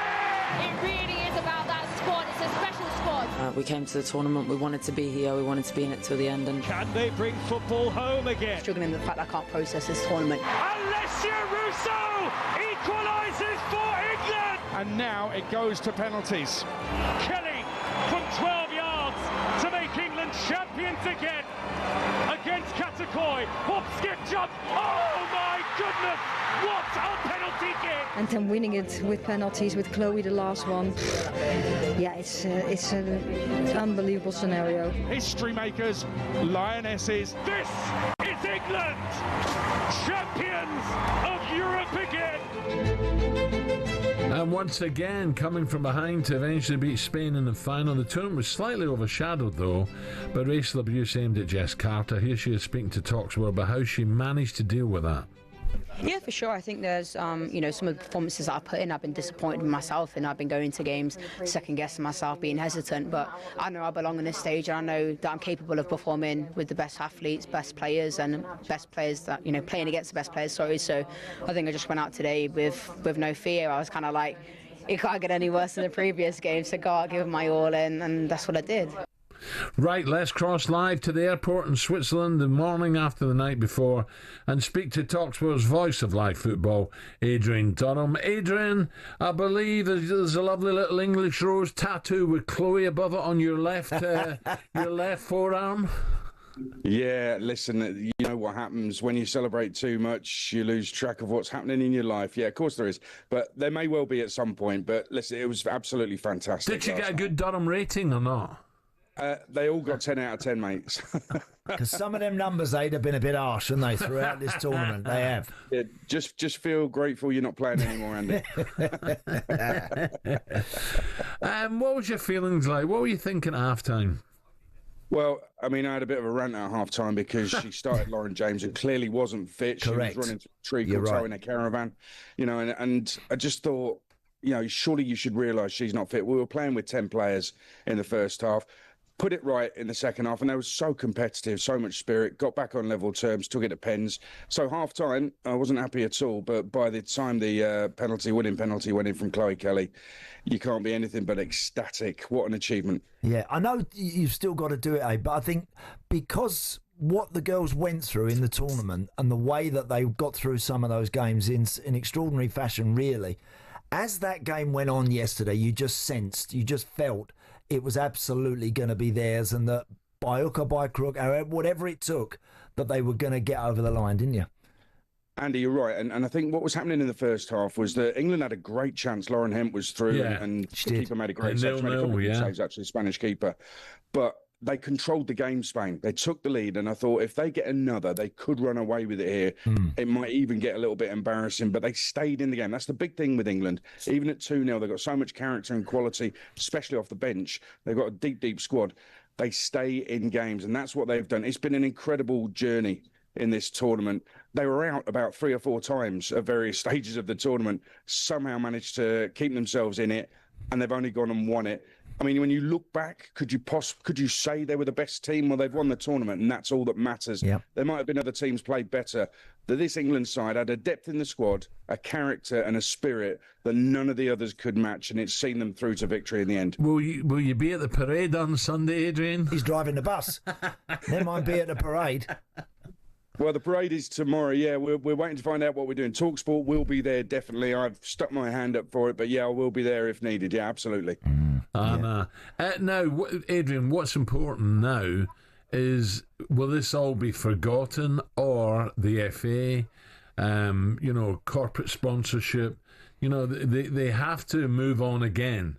you know, these youngsters at grassroots levels, the feeding, you know, the ladder, the pyramid system to make these players, you know, a lot of them, I believe, used to go to America where the game's very, very big, women's soccer. You know, the FA now have got to encourage more and more and more and invest. Well, I think that a lot happened after 2022 and winning the Euros then, and you're right. I think they've got to build on this second victory as well. If we look at the WSL, for example, I think the crowds need to go up. But look at Arsenal. They're playing every game next season at the Emirates. They've sold 15,000 season tickets. London City Lionesses have just got promoted. They're pumping money into their club, so they're going to be competitive. So things are improving. What I would say is that this is a fantastic opportunity to build again and to really focus on it and to get girls playing more and more football, the opportunities for girls to play football. And in 2 years' time, they've got a World Cup in Brazil. This is what it's like when they win the Euros back-to-back. Imagine they win the World Cup, and they'll probably go there as favourites. Yeah. And what about Serena Wiegmann? I mean, she's got some record in these tournaments. And so what about her future now moving forward? Well, the FA chief exec Mark Bullingham told us before the tournament that she wasn't going anywhere. She was going to stay. Her contract is due to run out in 27. I was surprised that there's no plan in place. I sat down with Mark Bullingham about a week ago. There was no plan in place to sit down and talk to her about extending it. They were quite happy to go tournament by tournament. So after the Brazil World Cup, I'm assuming that's when they're going to sit down again and work something out. But she's going to be a manager in demand. I don't think there's any doubt about that, because this is a manager who coaches well, manages well. She makes great substitutions. She puts right some of the things she's got wrong in games as well, and that's good. That's big from a coach. And she wins tournaments and gets to finals. I mean, what's not to love? Yeah. Adrian, we'll let you get on and get your plane home. Well done, pal. You enjoyed it. Great stuff, mate. It was a great tournament. Let's take another call. Quick call. Darren's a United fan and a Lioness fan. Darren, morning. Morning. How are you both? Yeah, good, mate. Morning, Darren. Good. Yeah, we're good. Good. I just want to say how the Lionesses inspired my daughter 3 years ago. She didn't want to play football. She didn't want to do that. And then as soon as she saw Mary Earps, she said, "Dad, can I have some gloves? Can I have some gloves?" Yeah. And we was in the backyard, and she would pretend to be Mary Earps and everything. So they've really inspired my daughter. I don't know if it was, obviously it must have inspired other children's daughters.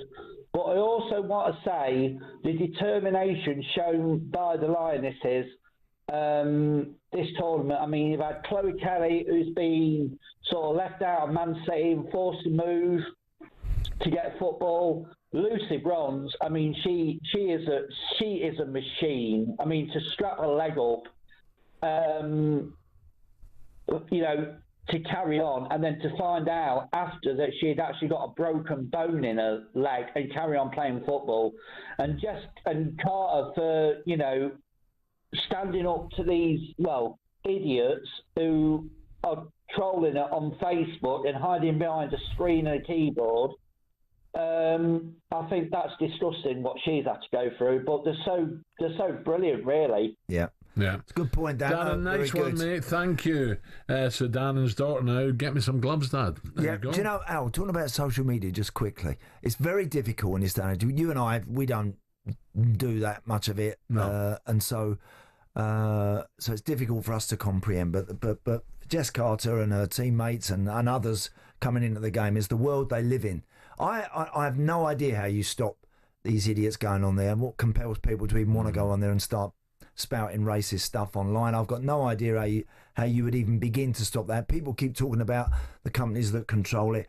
Do you know, Al, what I think about? I hope one day something else comes along to take the place of this social media stuff. There will be.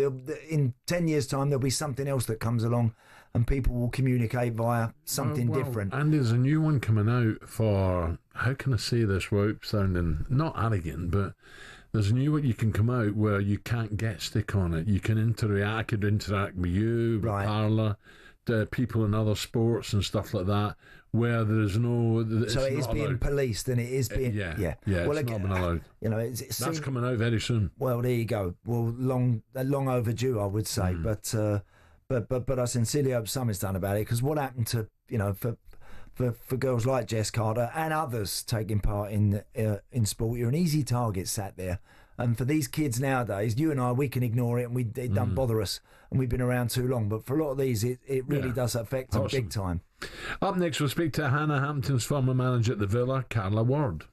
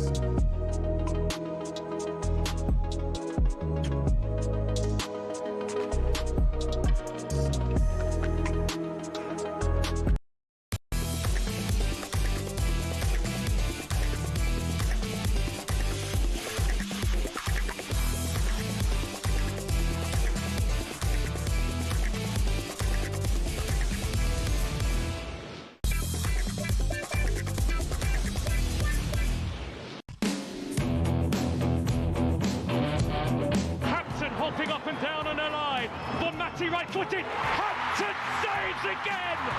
Hannah Hampton, you are one of the greats! Continuous celebration. The Lionesses winning back-to-back Euros. We're joined now by Hannah Hampton's former coach. You're also now the coach of the Republic of Ireland, but knows Hannah well from the Villa. Good morning to Carla Ward. Carla, very, very good morning. Morning, Carla. Morning, how are you guys? You okay? Oh yeah, that was a roller coaster last night, wasn't it, Carla? And you looked back through England's previous games, the Lionesses, oh dear, showing some great character to get to the final and to win it. Yeah, look, I think that's probably why we never doubted it would happen, because let's be really honest, I think it's more been about finding a way than performances, and I think even across that 120 minutes you could argue Spain were a far better team, and you just knew, I think, when they had that opportunity they didn't put it away, and extra time you sat there thinking, look, it's only going to go one way here. So I think when it got to penalties, despite earlier penalties in the tournament, which we won't talk about, they you just had a feeling that if they got them to penalties, they would win it. Yeah, and for Hannah Hampton, Carla, look, she obviously Mary Earps 5 weeks short of the tournament, deciding that she didn't want to go. Hannah Hampton had the spotlight, very much put on her, and when it really mattered, she absolutely stepped up. So fantastic tournament for her personally. Oh, 100%. Listen, she's an unbelievable goalkeeper. She's somebody. I had her at Birmingham and then took her to Villa because, when I first saw her on the training pitch day 2, I could not believe what I was seeing. Technically, one of the best female players I think I've ever seen, and I think Serena said something similar when she first had her in one of her first camps. But it was a case of her biding her time with Mary in the form she was in. And the conversation was always, bide your time, you'll get there, you'll get to England number one. I believe she'll go on and be world number one. She's still very young, learning, developing, hungry for more as well. So, look, I think there's absolutely no doubt that she could step into that, but I think she'll be in dreamland this morning after what's been an unbelievable debut tournament. And Carla, the story of Hannah, you know, the problem she's had to overcome to get here is quite remarkable. Yeah, on and off the pitch, you know, she's had obviously an eye problem, which is well documented. You know, there's been plenty of moments which, you know what it's like, young players, exceptional young players stepping up and hitting the amount of appearances in the WSL as early as she did in her career. There's always got to be, you know, a level of, you've got to keep her grounded, keep her calm, but she's overcome everything that's come her way. And to be fair, I think she's only going to go one way, and I think that's genuinely going to be to world number one. Carla, we've been talking to everyone this morning about what is done to really help now catapult women's football into everyone's consciousness a bit more from this point onwards. What do you think? What are we talking about? It's easy to say, we need to invest in grassroots football. Well, how do you do that? In what capacity? What way? Do you know what? I think it's an interesting one, isn't it? I think we've got to stop comparing it to the men's game. That's the first start we've got to do. You know, it's nothing like the men's game. Football's football, yes. Coaching's coaching, yes. But we're talking two different physiological bodies. So I think the first point is to separate them. I think let it be its own sport in its own right. I think there's many. You've seen the crowds come in. Everybody. You know, yesterday you walk past pubs. Pubs are full now of every single, you know, different age groups, all sorts. So I think, look, we can talk about investment. Yes, that's got to continue, but it's still on a trajectory where we've got to be careful that it doesn't go at too much of a rapid rate where then teams drop off and investment falls, because we're well aware that a lot of clubs are run under the men's banner.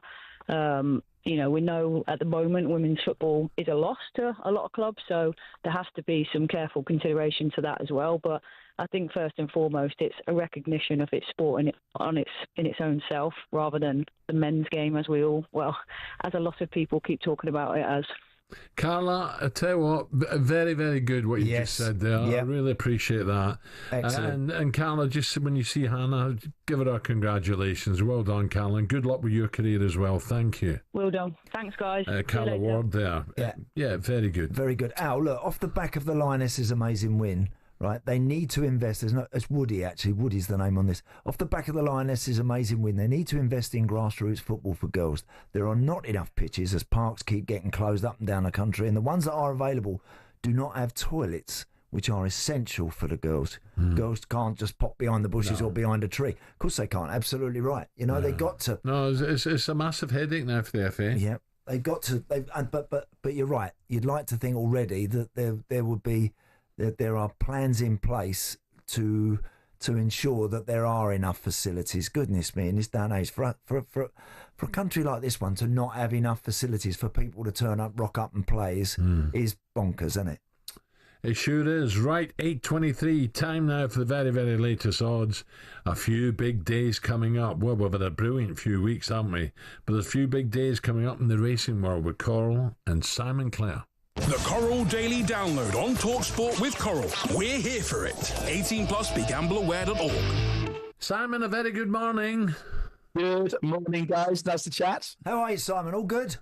Yeah, really good, thank you. Yeah, I was down at my local cricket club, playing cricket yesterday, Sarmson Cricket Club, and no one was watching the cricket. There's a big crowd of people there. There's a barbecue going on. They're all watching the Lionesses on their various devices. How many runs do you get, Simon?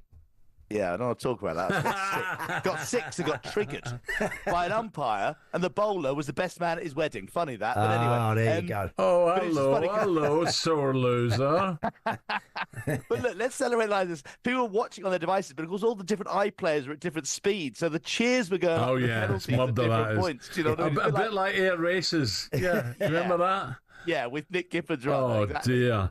He's Simon, got up. I tell you what, Simon. Let's get this one done because there's so much to talk about.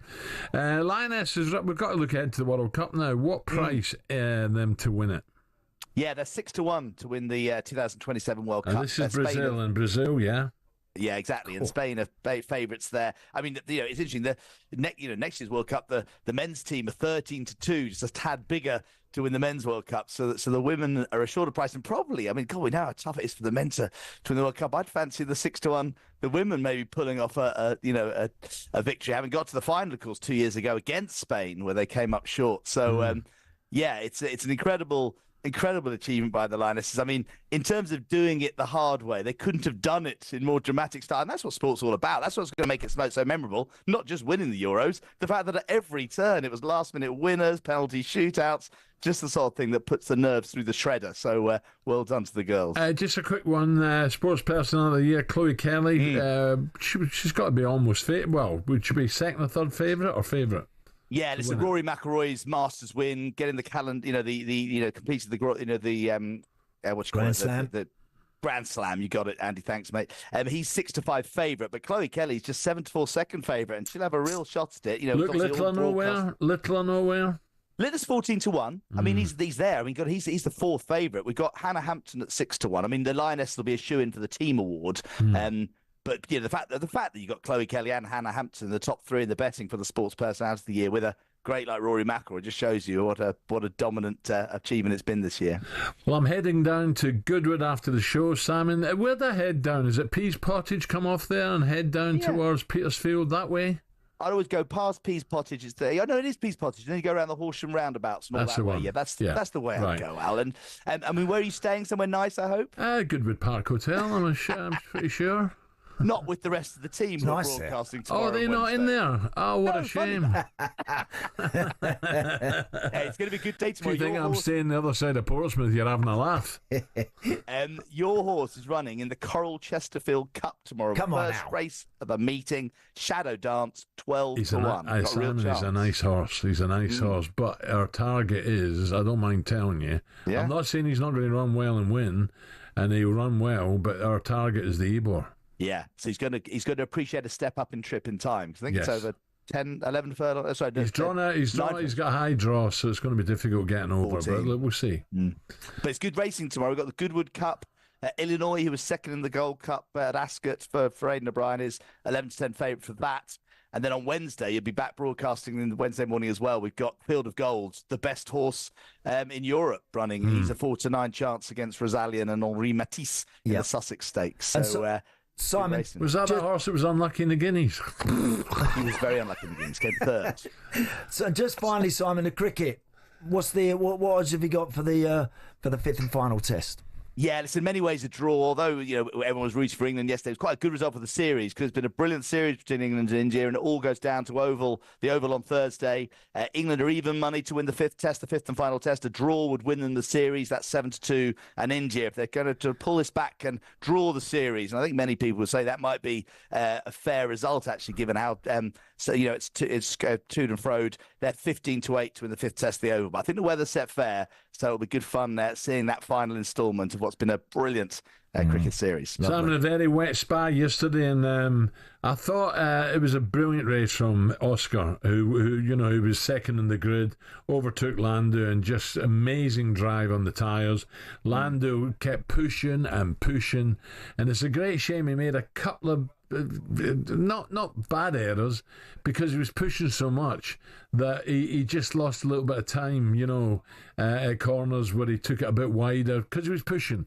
It'd have been one hell of a finish. Now, I would have thought Oscar's favourite to be world champion now, isn't he? Now he's got a nice lead. He has. It's 16 points, though, which isn't a lot, which is really exciting. But the two McLaren drivers are now really proving, head and shoulders above the rest. It's 4-7 Oscar Piastri to be world champion, 7-5 Lando. But that's not a lot in it. And we go straight to Budapest, which is a great track, the Hungaro Ring on this weekend. And Lando is favourite to win that Grand Prix at 6-4, just ahead of Oscar Piastri. We make it nip and tuck. And you know what it's like. Every win either way will make that gap very small. So I think that that McLaren battle's going to be exciting, Al. We must get out to a Grand Prix again. It's been a while, hasn't it? Well, it has been, yeah. Well, I'm just waiting for the invite. Don't worry about that. Let me carry your bags when you get it. Is that okay, like last time? I will see you tomorrow, bright and early. Cheers, guys. Take care, Simon Clare there from Coral. Yeah, but I'm down there later on. Looking forward to it. It's a beautiful meeting. That was a look at the latest odds, all thanks to Coral, Simon Clare, 18plus, gambleaware.org. Up next, we'll hear from Mr. Marinakis of Forest after Morgan Gibbs-White disappointed Spurs fans by signing a new deal at Forest. What about that? The Coral Daily Download on TalkSport with Coral. We're here for it. 18plus, begambleaware.org.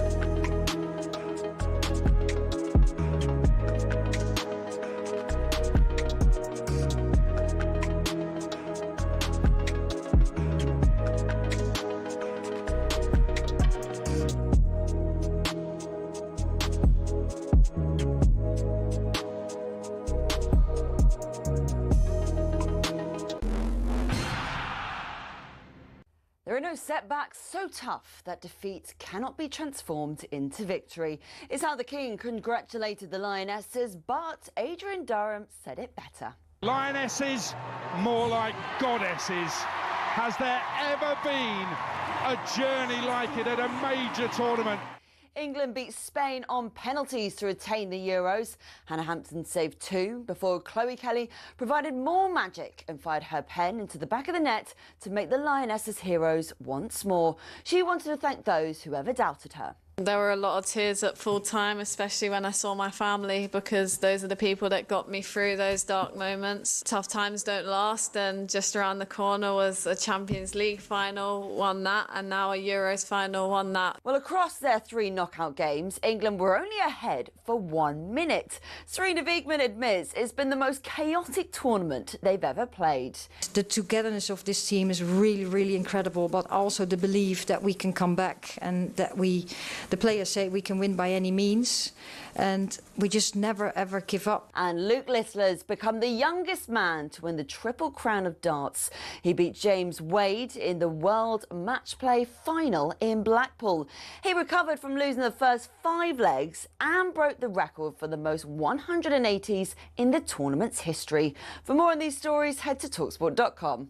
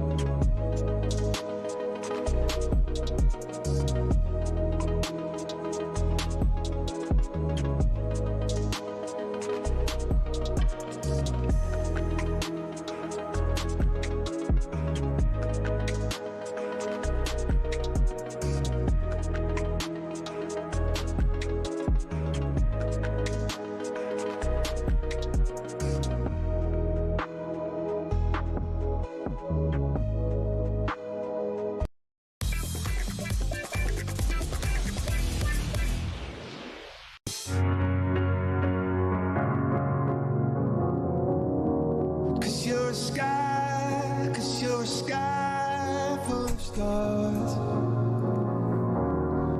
I'm gonna give you my heart, 'cause you're a sky, 'cause you're a sky full of stars, 'cause you light up the park. 25 minutes to 9. TalkSport Breakfast with Arnold Clark Art. Buy a car and opt into Arnold Clark Rewards to enjoy great access and great giveaways and everyday perks. Andy's with me, Andy Townsend. Coldplay are back at Wembley this summer, and we got a huge VIP prize up for grabs, so one lucky listener. We're giving you a chance to win 6 tickets in a private box for you and your mates. What a surprise. And that's on August 22nd. It gets better, Andy. With full hospitality, plus we're chucking in 10 grand spending tax-free. Wow. Here's how you enter. 18 plus UK excluding Northern Ireland for a chance to win. Text the word WIN to 83338 by the 4th of August at 11 p.m. and you're in the draw. Cool. Text costs £2 plus one standard network rate message. You must have the bill payer's permission or push your name and number to Coldplay Competition, P.O. Box 3190. That's 3190. Colchester, CO2 8GP, to arrive by 5 p.m. on the 7th of August. This is a TalkSport Limited promotion run on TalkSport, Talk and Virgin Radio UK stations. Full TNCs at talksport.com.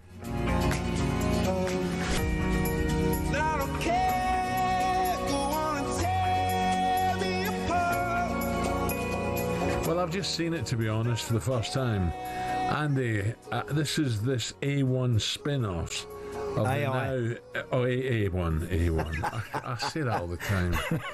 AI, artificial intelligence spin-offs of the now infamous couple at a concert. It's scary, isn't it, what they can do? Oh, it is scary. I mean, look, listen. It's ridiculous. I mean, the fallout from that has been quite staggering, really. I think if it's all true, what we're seeing and reading, it's been unbelievable. So if you do win that prize and you do take some of the staff from, do you think they can sue the stadium or Coldplay? Well, I mean, don't know. I mean, listen. I'm not saying what they've done is wrong. Well, look, I don't know the circumstances. No, I really don't know. Haven't got a clue, mate. But that's a proper prizer. That's a fantastic prize. I'm just talking about getting off the legalities of the suing. Yes, marching on. Just talking about gigs at Wembley. The Oasis gig at the week, the last couple of Wembley nights they've done. I don't think I've ever seen a crowd like going as crazy as what I've witnessed. I wasn't there. You had tickets out, didn't you? Yeah. I couldn't go, but my son-in-law went. And what did he say? He said it was sensational. Well, there you go. And I've seen or the things the images I've seen on Instagram are unbelievable. How the way that the fans were jumping up and down, going crazy. I think I've ever seen an audience respond quite like they had for those Oasis gigs. You know what happened at the end of the concert? My son-in-law gets on the train with his mate, right? And because my daughter, the doctor, the youngest one, Stephanie, wanted to go, but she's got young kids and it was impossible. Okay. Anyway, cut long story short, they're on the train, Jubilee line back from Wembley to Canary Wharf. Yeah. The guy starts chatting, so my son-in-law's mate gets off. He's gone somewhere else, and the guy's chatting away. He says, "What a concert, eh?" He says, "Where are you going?" He says, "I'm getting off at Canary Wharf." The guy says to my son-in-law, "Is that not where TalkSport Towers is?" Is that right? Yeah, this guy right out of the blue, right? And he's from Bristol. I forget his name. He's from Bristol. So if he's listening, good morning. Good morning, yeah. And he said, "Yeah, Alan Brazil always talks about that. So it's not here." He says, "No, it's London Bridge. Alan's got a place here." I said, I listen all the time. Your son-in-law should have given me a number of your place in your apartment and should have sent him up rattling on the door. Yeah, he did tell him eventually who he was. Did he? Yeah. So good morning at the guy. Yeah, but that gig hour sounded and it sort of looked absolutely incredible. It really did. I've heard nothing but brilliant stuff about Oasis. Yeah. And of course, whenever you go and see some of these bands that of course are no longer in their absolute pomp. Sometimes you wonder how they're actually going to sound, but by all accounts, everyone's saying Liam's singing. He's like, sounds brilliant. The band are, as tight as they ever were, and the whole sound and everything is great. Great. I love that when I come back, because sometimes it can disappoint you, but clearly not this one. Of course, he's not gone. Is he going? No, he's fishing in Iceland. He's just having a ball. Is that where he is at the minute? He was in Portugal, now he's in Iceland. Doing a bit of fishing up there. Oh, yeah, he normally goes to South America. I know he does. He loves his bone fishing. or something. Yeah, he does love it.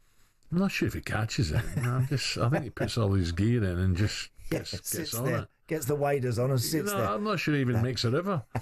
It's time to get an update on the rugby in partnership with Tenamen. Qatar Airways Lions Tour Roundup on TalkSport with coverage sponsored by Tenamen.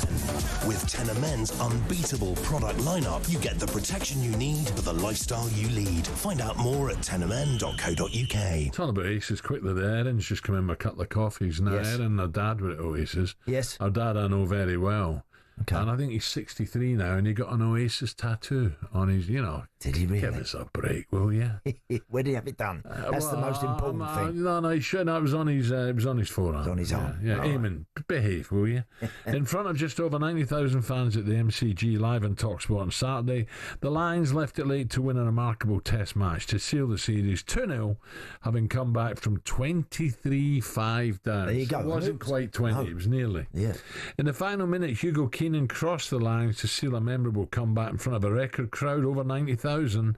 It was amazing. As if it couldn't have been any more dramatic, the TMO checked the winning try for a dangerous clear-out. The Aussie captain was complaining, but it was quickly cleared and the Lions had sealed the series. So let's get more on the Lions' brilliant victory. Across over to former British and Irish Lion Ben Kay. Ben, a very good morning. What a game. Yeah, unbelievable. You talked about the atmosphere at Oasis being good. I'll tell you what, when Jack Morgan came off the bench with about 50,000 Welsh fans in the stadium, the roof nearly came off the place. Amazing venue. The match lived up to it, and we had a grandstand finish as well. Ben, we thought the Aussies would get in the Lions' faces early on and try and put pressure on them. They did, didn't they? They started very well. Yeah, they were outstanding. We obviously made a lot about their two returning giants in Rob Valentini and Will Skelton coming back, and both of them had absolute blinders, but probably just ran out of steam a bit. So they took Valentini off at half-time, took Skelton off just after, and that's really when the Lions got back into it. Yeah. I was pleased. I was just saying, I was quite pleased for Liner. We know his dad was a legend, and he was getting terrible stick, but he had a better game, didn't he? He did, yeah, and that I made that point in the week. You swap the two 10s round. Finn Russell is probably the best 10 in the world. I don't think many people are arguing about that at the moment. But you put him behind the Wallabies pack in Brisbane, and he doesn't look anywhere near as good. The whole Wallabies backline looked better as a result of Valentini and Skelton getting them some momentum, getting them a bit more time. Len Ikitau outside of Liner had an amazing game. The big star of Australian rugby, Joseph Suaalii, he had a number of breaks. So it just shows it's a very simple game. You got to win the collisions first before you can do anything with the ball a bit wider. Yeah. Ben, where did you stand on the big call right at the end? Where was you on that? When you saw it straight away, real time, did you think? In some respects, obviously, I'm a Lions supporter, so you want the Lions to win, and I sort of try and remain neutral and unbiased. And in some respects, a lot of us wanted that game to go to a third test because it would have just made it such an incredible series. They're delighted the Lions have come out on top, but I think secretly a lot of the broadcasters, a lot of the ex-players really wanted it to go to a third test. Well, I didn't, Ben. Cam Page has got to buy me a nice proper bottle of Australian wine. He came in and joined us afterwards, and he's not been overly enthusiastic about Joe Schmidt's coaching up till now, but he was certainly a bit happier with the performance on Saturday. But I genuinely thought it would have been a travesty if they'd overruled that. And the place has gone mental over here. Every newspaper articles, the headlines, "We were robbed." It was too theatrical for me, Ben. Yeah. There was a challenge and then he threw himself back. Exactly. And we've got to get rid of that. Obviously your guys' sport has a lot of diving in it. And that's, we've always prided ourselves that you don't do that. I think rugby, it wouldn't have made any difference in this because obviously it happened right at the game, but it's crept into our sport because of the head injury thing and the fact that, it's a red card. So people are doing it. And I think one of the signs for a head injury that has to happen is if the player grabs at his head after a contact. And no player wants to leave the field for a head injury assessment unless they need one. So I think the game has to now say if someone grabs their head after a head collision, they have to go off for a head injury assessment. And hopefully we can sort of stamp out the diving in rugby that's crept into the game over the last few years. So, Ben, how do you see Sydney going? Will Andy Farrell, will he make lots of changes or does he want this clean sweep? He obviously wants the clean sweep. All the players have talked about that. They did go out and enjoy themselves. Like he did sort of, the series was won and, I think they felt that they probably should let the boys let their hair down. There are some people that are carrying niggles and knocks, and I don't think they'll take a risk with them. So basically, it's been a long old season for the Lions. I spoke to Ian Evans after the game. It wasn't an official response. He's sort of leading as the chairman of the Lions committee, and he sort of suggested that it'll be which bodies are left, who's fit, who's ready to give the best possible showing, because they want that 3-0, and there will be people that potentially, if it was a decider, they'd take a risk on that they won't take a risk on. But at the back of that, you actually get people that are desperate to play. There are people like Gary Ringrose, for example, who was selected to play in the second test. Pulled himself out, stepped away. And no one can believe he's made that call because he's never got a Lions cap. He's played for the Lions, but he's never been capped. So huge moment in his career, and he decides to do the right thing. If he's fit 100%, I'm sure they'll put him back into the squad. So there will be changes, but it'll probably be down to a little bit of fitness, who's been carrying injuries, rather than the best possible team they can put out. Yeah, Ben, brilliant. Thank you. Nice one, Ben. We look forward to Sydney, Ben, and talking to you again. Thanks, mate. Ben Kay there. That was thanks to Ten of Men. Up next, find out the bizarre reason a championship footballer has been forced to miss the start of the season. Qatar Airways Lions Tour Roundup on TalkSport with coverage sponsored by Ten of Men. With Ten of Men's unbeatable product lineup, you get the protection you need for the lifestyle you lead. Find out more at tenofmen.co.uk.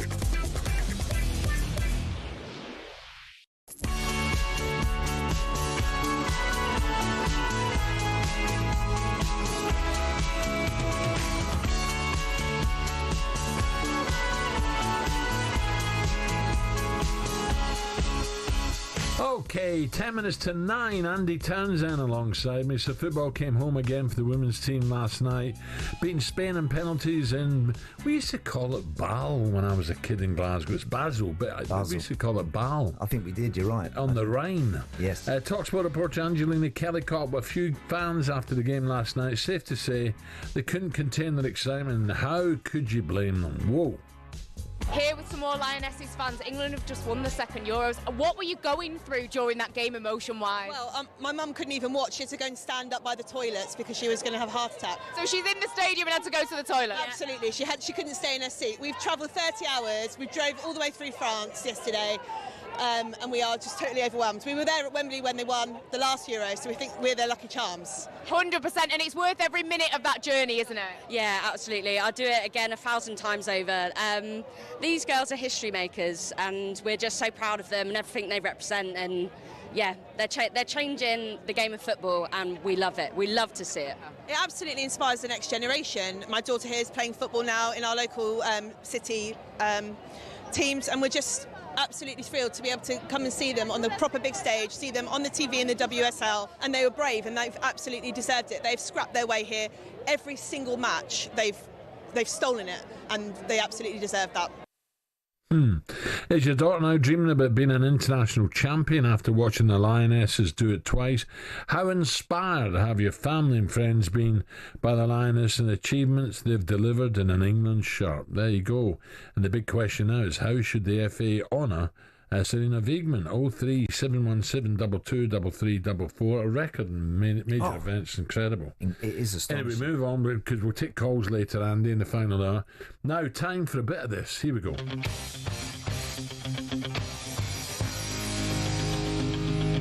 Do you know, I'm going to say something here, Ali. Not for me, Clive. I mean, that's just something you just say to people. Any second now, we're going to hear the biggest rip where his bum cheeks come flying out the back of them strides. Oh, it's lovely when you wake up, there's a mattress outside your front door, isn't there? We got a bloke at work, we call him Pothole because everyone tries to avoid him. I thought I saw something similar to a large cat. Not for me, Clive. Rising up, back on the street. He made his name on the pitch for the likes of Welling United, Weymouth. Wow. And then he made the phrase, not for me, Clive, legendary while on commentary duty. So it's time to go from 1 to 5 and feel alive and jive like bees in a hive as we play For Me or Not For Me, Clive, with Andy Townsend. So first up, here we go. Donald Trump headed up to the Scottish Links and Turnberry for a round of golf, but he's gone viral after a video was taken of his caddy sneakily dropping a ball just short of the bunker for Mr. Trump to play from. So, for me or not for me, Mr. Clive, are you a fan of some of the... Well, that's cheating, isn't it? That's cheating, All right, he's not playing in a comp, but he can't do that. I play with... We've got a group of lads, we play in the Cotswolds, mainly on a Friday. Where? And there's a little bit... Broadway. Oh, do you? We're all members of Broadway. And there's a little bit of cheating goes on now. Well, Rupert got kicked out, didn't he? He got chucked out for cheating. Did he really? Yeah. Was it he's had to go to Stratford Golf now. What, cheat there? Yeah, well, he's not been caught yet. Well, no, listen, but I did laugh when I saw Donald, one of his, I don't know whether it was one of his CIA officers or something, marching alongside the buggy, but he's got the old Titleist in his pocket, boom, and out it goes, straight in the rough, and Donald jumps out the buggy with a club in his hand, obviously ready to go and hit it. So, look, not for me, Clive. You can't have cheating when you're playing golf, even with your mates and with your friends. As I said, I play with the group of friends we've got, and there is a little bit of skullduggery going on, I must say, here and there. Wow. The one thing I know. Have you ever, let me ask you, I'll ask you straight, have you ever improved your lie in the rough when you've got in the rough? Yeah. Of course you have. Of course you have. Yeah. Everyone has. Everyone's got in there and put a club behind it and thought, oh, that's not sitting very nice. I just need to pop that up a little bit. Yeah, but it wasn't in a tournament. If it was a decent, I wasn't good enough to play in tournaments, but if it was a pro celeb, yes. I wouldn't do it. No, but if you're just messing around with your mates, of course I would. Yeah. A well-known championship player may miss the start of the season because of, wait for it, a hair transplant gone wrong. Oh, no. The works had side effects, including a nasty rash, and he's been unable to train. Can you believe that? So for me, or not for me, Clive, a hair transplant's a good idea, especially if they're centre forward or centre half. Listen, if you're playing this game, and there's been a few dodgy ones in there. I mean, there's definitely been a few out there. Not for me, Clive. I don't think, Al. I don't think it's a good idea to. Well, you've got a right thick mop. I've still got a fair bit, although it's going thick. It's thinning a bit. It is a little bit. It is a bit. But you're 60 now. 62. Are you really? Yeah, 62. Oh, well, you're fine. Yeah, but mine was going at 17. Yours was. Oh yeah. Really? Yeah, 17. Yeah. Was your dad? Did he lose his early on or not? Yeah. It's funny, isn't it? I mean, it is weird how you know that sort of happens. But no, I don't think. Listen, I think you get given what you get given in this life, Al, and you just got to make the best of it. Correct. Right. So don't start. Some of them syrups out there in this day and age are shockers. Nothing short of shocking, and I think you got to be a little bit careful. Well, Gabby's mate. I'm not going to mention. Who's his that? Name. Oh no, I can't mention his name. Well, it's obviously something to do with the Villa. I must know him. No, I can't mention his name. No, I can't. And he's had it done. He's going to sue us if I mention it again. All right. His mates had it done. He's had it. And is it He's got a dry one. He's got a windy one. He's got a wet one. What do you mean a dry one? Well, he looks out the window and he changes. He does. You can't do that. He does. Gabby told me. And what if the weather changes halfway through the day? Well, Has he got to have another one in his top pocket? He's stuffed, isn't he? He's stuffed. Right, Harry Kane, happy birthday, turns 32 today. Happy birthday, Harry. He's still, of course, the England captain and still banging the goals in for Bayern. Will Harry be a World Cup winner by the time he's 33? For me or not for me, Clive? Not for me. I don't think England will win that next year in the States. I just think that the conditions might make it really, really tough for England to do that. They've got some outstanding players. They will absolutely be in with a shout in the run-in. They'll be amongst the favourites. But I think it might be a little bit too difficult for them, and I'm not sure. I'm really interested. I'm intrigued to see how... You'll be out there, won't you? I would imagine so. Yeah, I would imagine so. But I'm intrigued to see how it's going to go for Thomas Tuchel. I see him as absolutely as a day-to-day coach, and he's a pretty emotional guy, isn't he? You know, you can see him. He kicks every ball and he contests every decision, and he's right there in the thick of it on the sideline. I'm intrigued to see how well he's going to do as the England manager. I could see him finding it frustrating, only having a limited amount of time with the players. Yeah. Okay, let's look ahead to the next hour of the show, the final hour, with Benchmark. Superstar Breakfast preview on TalkSport with Travis Perkins. Find everything you need for your landscaping project in stock and available for delivery. Terms and conditions apply. We've just been talking about Gabby's mates, his roots. He's thin roots. Well, we're going to be joined by Matt Root, the father of England record breaker Joe Root, who became the second top run scorer in Test matches. Going past Dravid, Callis and Ricky Ponting, just the great Sachin Tendulkar to go now. After a gripping second Test match between the Aussies and the Lions, former Australia and England head coach Eddie Jones will be joining us to dissect that brilliant Test match where the Lions went 2-0 up. That was our breakfast preview with Benchmark. Superstar Breakfast preview on TalkSport with Benchmark's Kitchens and Joinery. Get trade prices on kitchens to suit all styles and budgets at Benchmark's.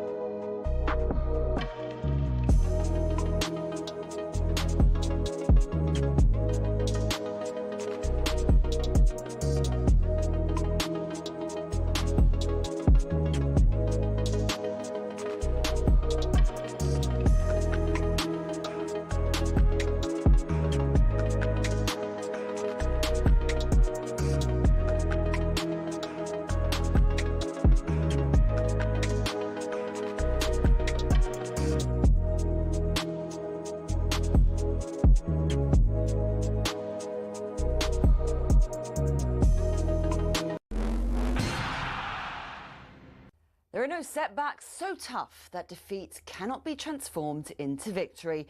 It's how the King congratulated the Lionesses, but Adrian Durham said it better. Lionesses, more like goddesses. Has there ever been a journey like it at a major tournament? England beat Spain on penalties to retain the Euros. Hannah Hampton saved 2 before Chloe Kelly provided more magic and fired her pen into the back of the net to make the Lionesses heroes once more. She wanted to thank those who ever doubted her. There were a lot of tears at full time, especially when I saw my family, because those are the people that got me through those dark moments. Tough times don't last, and just around the corner was a Champions League final, won that, and now a Euros final, won that. So thank you to everyone that wrote me off. Well, across their 3 knockout games, England were only ahead for 1 minute. Serena Wiegmann admits it's been the most chaotic tournament they've ever played. Every time we could come back, because in quarterfinal, semi-final, now in the final we came behind. The togetherness of this team is really, really incredible, but also the belief that we can come back and that the players say we can win by any means, and we just never ever give up. Meanwhile, Lucy Bronze has now revealed she played the entire tournament with a fractured shin bone. The team returned home victorious this morning and will get a parade through central London. Elsewhere, Ben Stokes says he would have never kept batting for personal milestones after there was no chance of a result. Like India did in the drawn 4th test, Washington's Sundar and Ravi Jadeja both made centuries late on day 5. England are 2-1 up in the series, with the final test starting on Thursday at the Oval. And Luke Littler's become the youngest man to win the Triple Crown of darts. He beat James Wade in the World Match Play final in Blackpool. He recovered from losing the first 5 legs and broke the record for the most 180s in the tournament's history. For more on these stories, head to talksport.com.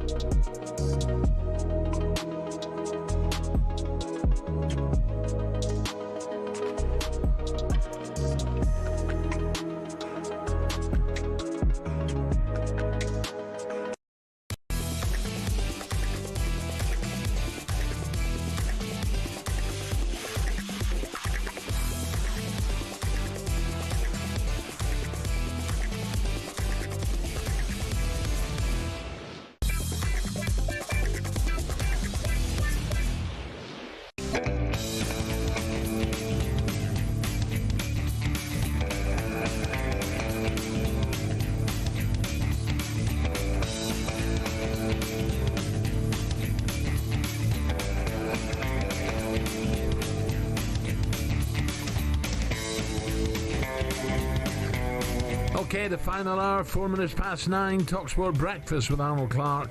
Build your own car deal all online, all with a few clicks. They make buying your next car easy. And of course, they're about to enter that phase, the Wasps, aren't they, where they go a bit daft and do rally, don't they? Yeah, best thing you do is put a little bit of something with sugar out near you, and they'll go for that. Do they? Yeah. All right. And they have that before they die, by all accounts. Loads of sugar. Yeah, they do. Is that right? Yeah. But you're right. It's that time of the year. Yeah. Although saying that, when is summer going to end? You know, we could get a warm spell again. You just don't know. Right, we have to start this hour with the Lionesses' triumph.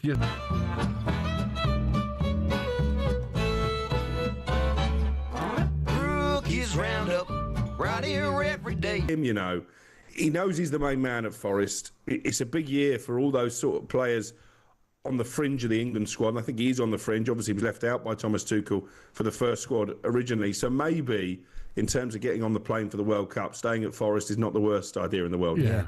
Mr. Marinaki. Promoted teams are having a real go as well. Sunderland have already spent close to £100 million. I'd expect Leeds to do likewise. So I think it's going to be a trend.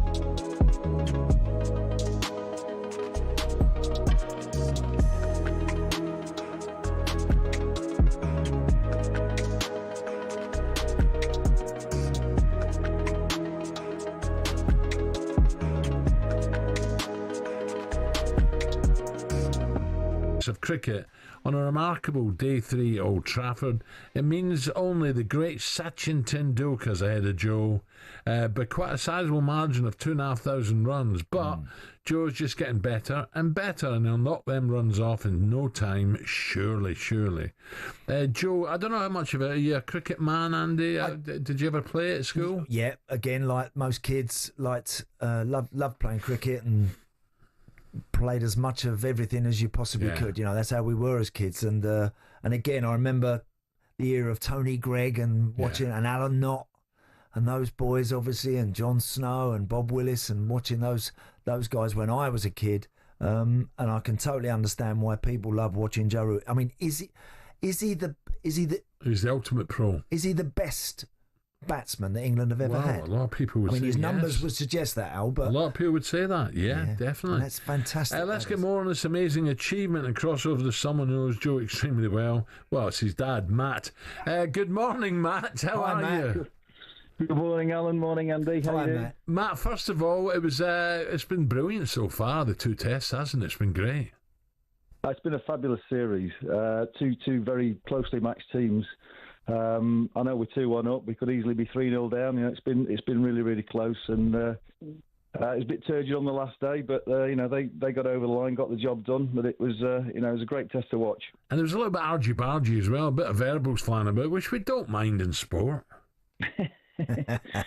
Yeah, I think there's a bit of a clash of cultures there. I think Stokes is the sort of bloke that the personal milestones just don't come into it. He just wants to get the job done, and he can't really understand why. Yeah, those two wanted to bat for their personal hundreds. It's not really in the spirit of cricket, I suppose.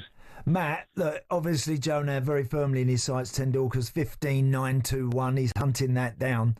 How long do we think that would take? Well, it's a long way away. Is it? Yeah, I mean, I think your typical average season. If you get 1,000 test runs, that's a good season. I know Joe I think he got 1,700 in his best year ever, but that was an unusual one. And I think when Sachin retired, everyone looked at that and thought, well, no one's ever going to get anywhere near that, and they haven't done until now. But it's just whether or not he can continue to stay fit and continue enjoying the game, and we'll see. If it happens, it happens. I love listening to the likes of Graham Gooch and Alistair Cook, people like that, and they talk about Joe. He leaves no stone unturned, and he working things that no one else works on. He's just an absolute top professional, isn't he? You've got to be really, really proud of him, Matt. Yeah, absolutely. I mean, he's always been very focused on cricket, and even as a kid, on a club night, we'd be sort of the lights would be going on in the clubhouse, and while ever someone would throw a ball at him, he'd be out there in the nets. And he's no different now. He just loves playing cricket. He seems a quiet lad, Matt. Is he? Is he quiet? Yeah, I suppose he is. He's a real family man. Enjoys time with his wife and kids, and time away from the game. But when he puts that England shirt on, he's very focused. And was he any football as a kid? Was he a blade, or was he an owl, or who did he? Yeah, blade. He's a blade. He actually played under 9s for Nottingham Forest. Did he? As a kid, yeah, and then it sort of got in the way with his nets on a Sunday morning, so he jacked that in. Yeah. And the Oval to come, happy hunting ground for England. Yeah, it's usually a bit later on, isn't it? It's usually sort of mid-September, so it'd be unusual going there in July, I suppose. But yeah, it'd be nice to get the job done, get the series won, and then move on to what should be an incredible Ashes series. I think Stokes has been great as well, hasn't he? He's really, talk about a leader. He's led from the front.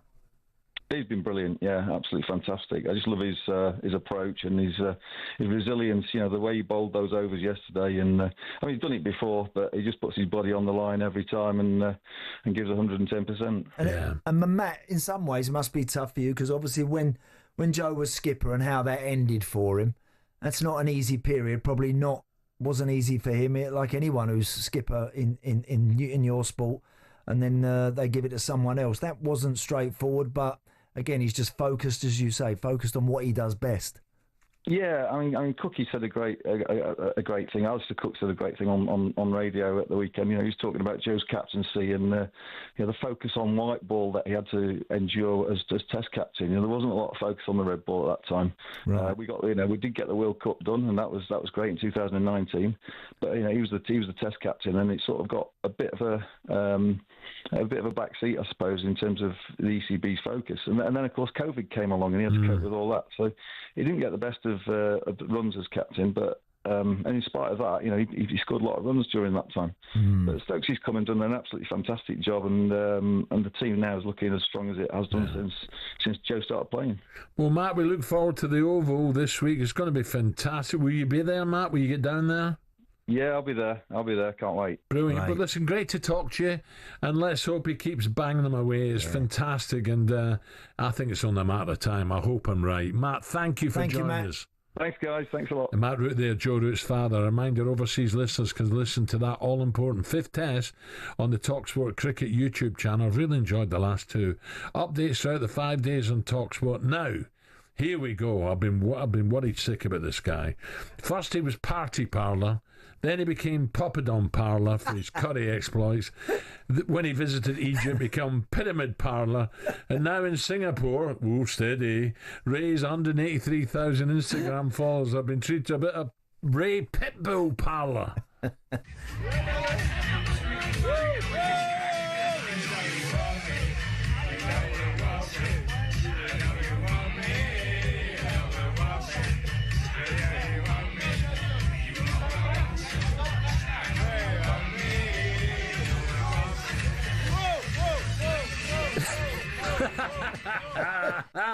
He's had a few slings over there, hasn't he? Dear. That guy next to him is a guy called Goffey. Is he? He Right. actually played for Queen of the South a long time ago. Did he really? Went over to Singapore as I think he played As for lots did, Al. I think he went to Hong Kong Rangers, and then ended up in Singapore. Yeah. And he's into lighting, right? And this is it's a good story. I'll be quick. He's into lighting, and he's a character. Really? Typical job. Loves a night out, loves a crack. Does he? Yeah. He's one of them. He'll knock it back till he falls over. Yeah. Right. And he was telling me about a few bits and pieces, what he does and where he goes and what he's got, and where he's got a place in London by Liverpool Street, but a beauty, by the way. Yeah. I said, hold on a minute. Yeah. With the greatest respect. Where's all that coming from? I said, Queen of the South. You sell lights. He went and he laughed, right? He laughed. He says, no, I don't sell lights.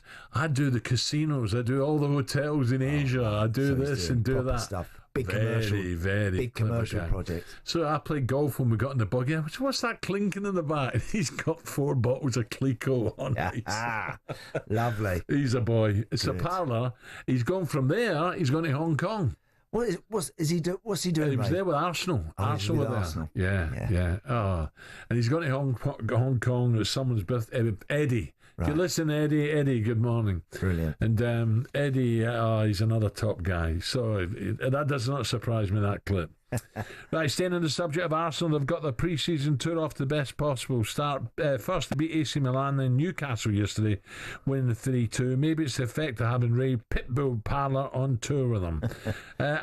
We fancy Arsenal to win something this year, don't we? Yes, we do. I genuinely do. They've suffered a lot, as I mentioned. They've had some tough times. They're getting very close. I think whoever wins the Premier League next season, I think Arsenal are more than capable of doing it. If it's not them, they'll be running them very close. I really believe that. Elsewhere, by the way, Manchester United beat West Ham 2-1 over in New Jersey. Of course, New York. Right, up next, we're talking to Eddie Jones after the Aussies. Wow, what a great battle it was. Australia maybe can count themselves a little bit unlucky, succumbing to the Lions after the first 2 tests.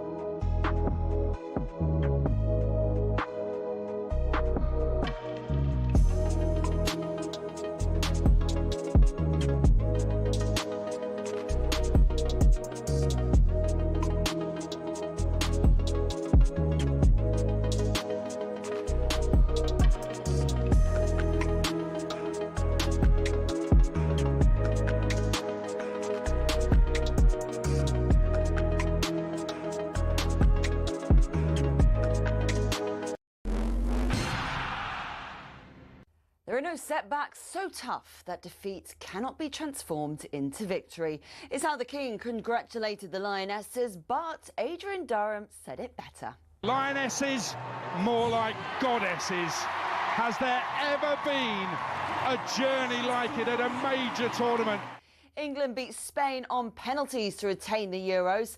Hannah Hampton saved 2 before Chloe Kelly provided more magic and fired her pen into the back of the net to make the Lionesses heroes once more. She wanted to thank those who ever doubted her. There were a lot of tears at full time, especially when I saw my family, because those are the people that got me through those dark moments. Tough times don't last, and just around the corner was a Champions League final, won that, and now a Euros final, won that. Well, across their 3 knockout games, England were only ahead for 1 minute. Serena Wiegmann admits it's been the most chaotic tournament they've ever played. The togetherness of this team is really, really incredible, but also the belief that we can come back and that the players say we can win by any means, and we just never ever give up. And Luke Littler's become the youngest man to win the Triple Crown of darts. He beat James Wade in the World Match Play final in Blackpool. He recovered from losing the first 5 legs and broke the record for the most 180s in the tournament's history. For more on these stories, head to talksport.com.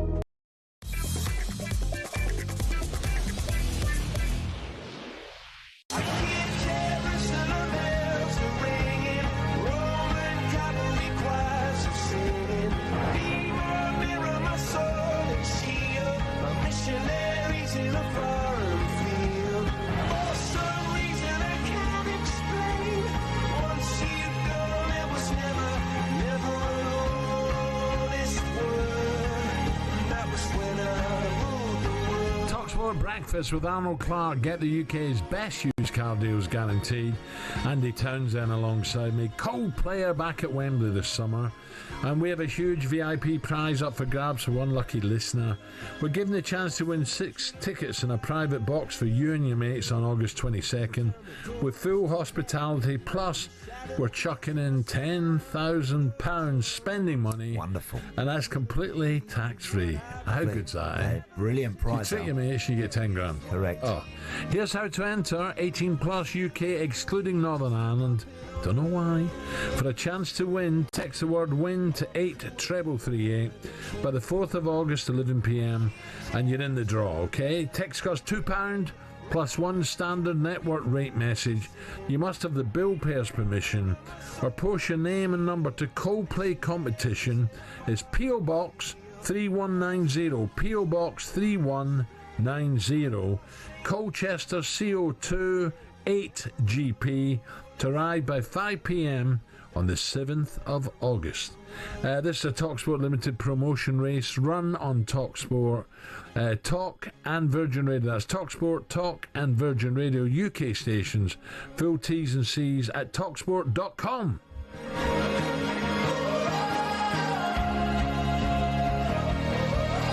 see if you want a prize like that. You've won a prize like that, right? So you invite your 6 friends. Yeah. You got the box. Do you give them a drop of the 10 grand as well? No. Do you want me to think about that? How did I know you was going to say that? Did you want me to think about that or not? Oh dear. You don't turn around and say, "Come on, lads, here, look, we're in the box. We're going to see Coldplay, and here's 1500." You pay for all. You pay for all. If the hospitality's free, fine. If not, you pay for it. Right. Okay. Yeah. Oh all yeah. Right. No, I'm not that greedy. By the way, Lionel Messi was actually caught on the kiss cam. Was he? Yeah, but it was his wife. Ah, yeah. All right, here we go. Look, we're watching it. Yeah. But is this AI or is this actually a real one? Oh, that's that point. Yeah, is it? You never know, do you? No. You don't know. Because she's a pretty girl. Yep. That's his good lady. Yeah, it's nothing to do with 200 million, is it? Out of order. Right. The lines what left. First attracted you to multi-billionaire Lionel Messi? Oh, come on, that's out of order. It's probably a lovely guy. 200 million. The Lions left it late and had to come from way behind, but they did beat the Aussies to wrap up the tour after just 2 tests, and it was live on TalkSport. Finn Russell has ball in hand. The whistle is blown, and Finn Russell starts the second test match. They're going to take it again. There's a tap and go, and Dan Sheehan has scored the try in an NFL running back style. Can Australia go right here? Gordon's going to pick and go himself. Go round the edge and score the try. He's up and over halfway. Looks to the left-hand side. Wallabies from 40 metres. Tom Wright's going to go in. 2 tries in a matter of minutes. Hugh Jones up and over the line. Scores the try. Lions have their third of the evening. Lions are 8 metres out. Ball to the left-hand side to James Lowe. Tyburn outside him. Tyburn for the corner. Gets there. Hugo Keenan to the left-hand side to win it. Hugo Keenan scores the try. 50 seconds to go. The British and Irish Lions lead for the first time this evening. In the final minute of the game, it doesn't matter. The British and Irish Lions have won their first series in 12 years. Series winners, Australia 26, British and Irish Lions 29. Wow, we were told to expect a rampant Australia side out for revenge, and that's certainly what we got, wasn't it? Boy, did they come at the Lions and sailed into a 23-5 lead at the MCG in front of over 90,000 fans.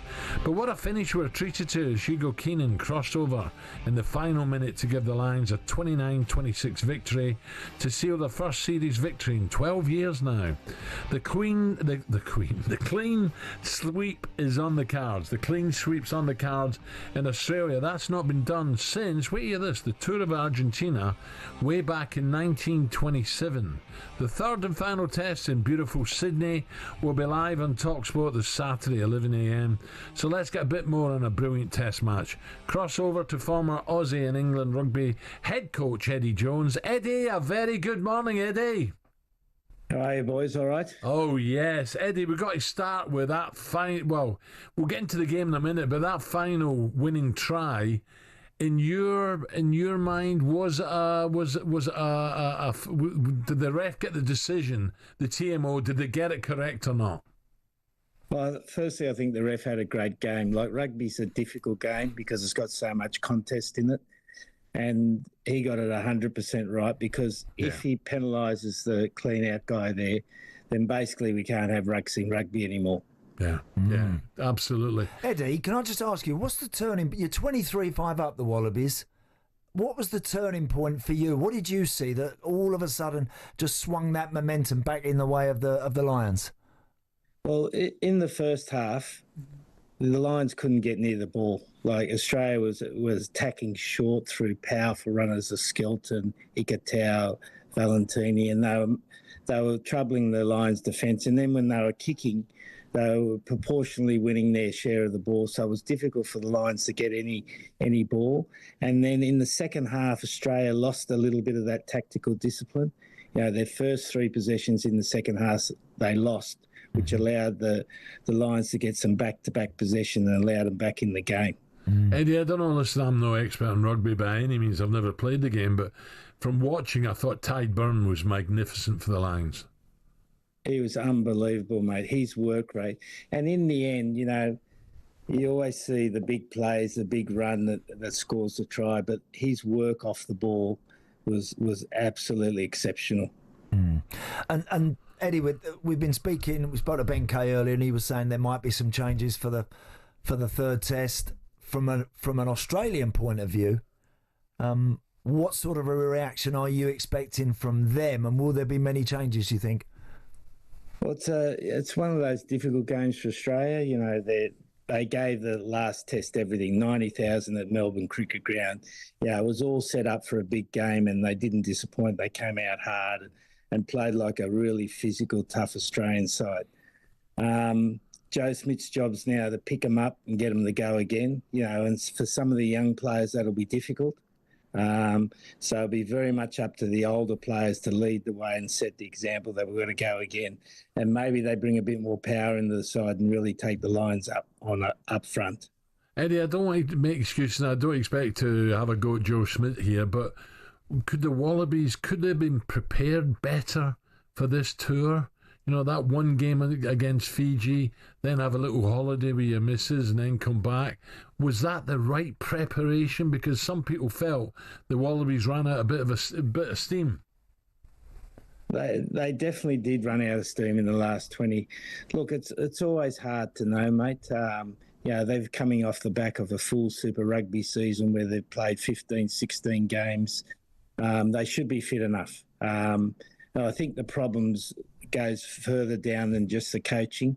You know, I think Australia's got a problem in the development of their players, and we saw that when the pressure really got on, they fell away badly. Yeah, Eddie, who's been the star for the Lions? Finn Russell, would he be right up there for the Lions? He's been pretty good, mate. He's been very good, and even just his courage to kick quickly for touch when they got a couple of penalties when they were under the pump. But for me, it's been Gibson Park. He's been absolutely incredible. His pass selection, his work rate, his enthusiasm to get in the play has been second to none.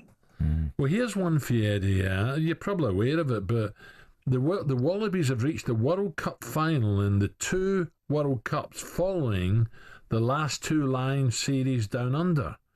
So did you think the future is brighter? You know, I took a bottle of wine off David Campo. I'm looking forward to popping that Campo. You better get that quickly. Yeah. Oh, he'll pay. Don't worry, Eddie.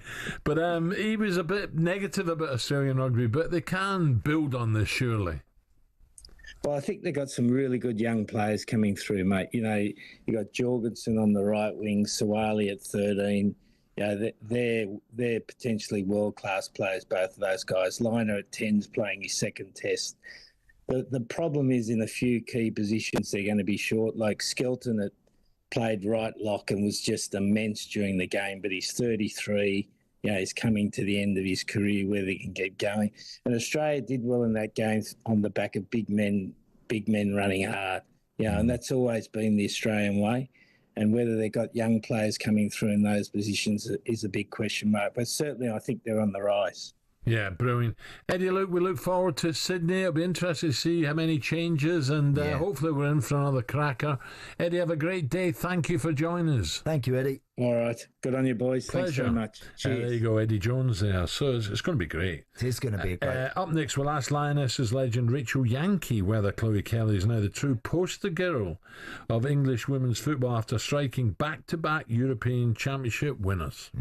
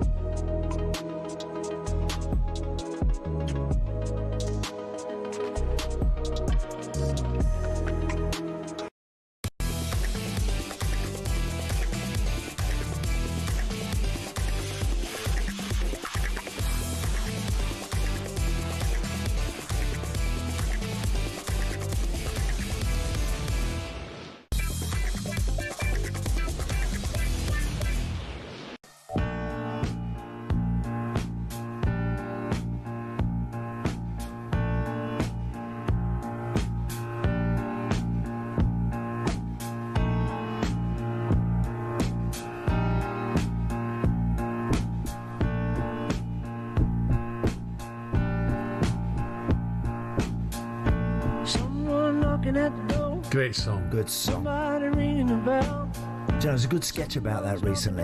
Was there? Remember years ago, about somebody used to knock on the door.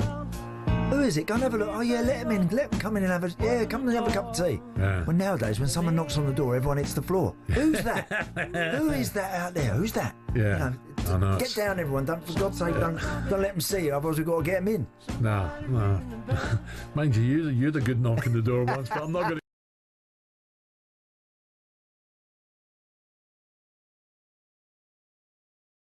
Wings. Well, on Sunday morning, hosts Natalie Sawyer and Tony Cascarino had a bit of an issue at the start of their weekend breakfast show.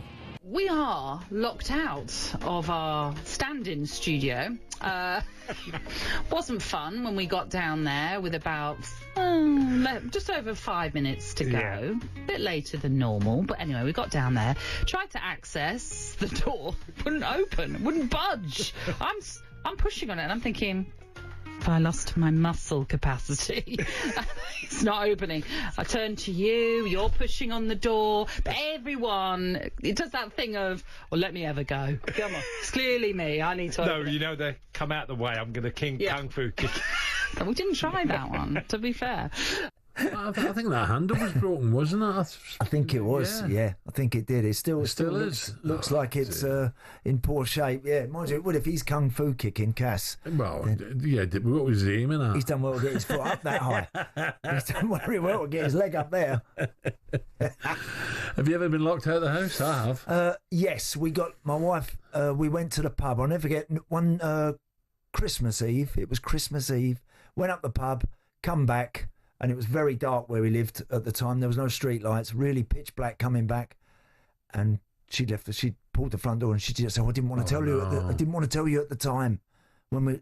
She said, because I knew it, because we wanted to go to the pub and have something to eat. Ruined the night. I had to get a shovel out the shed.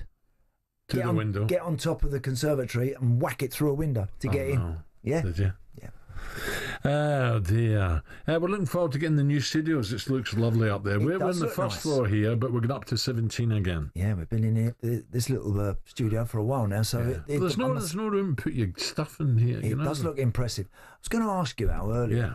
Do you remember when we were talking? I'm not sure it was, and you said, "Have you got a few 50s on you to go at the races?" Yeah. Right? Was it Simon? I don't know if it was Simon or it was Simon. Simon. Do you remember the days when people... Did you ever do this, where you used to put a few quid in your sock when you walked out the front door? No. Because I've known guys to put a few bob in their sock. Why? Well, because in case as they're going out the door, the missus says, how much you taking with you, by the way?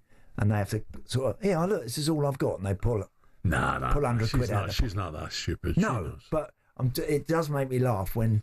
I bet you there's still guys out there now that would still, when they're sneaking out the door, they've got a few quid in a few different pockets. Well, don't get me wrong, she doesn't always know what I've got on me. Ah, there you go. No.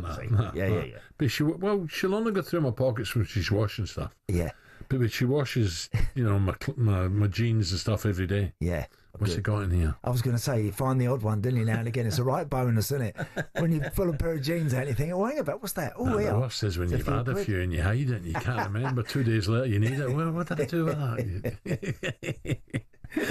Right, the story of the morning. I don't know why I tell these things. She listens, honestly. The story of the morning, the Lionesses went won back-to-back Euros, thanks in large part to this Arsenal star.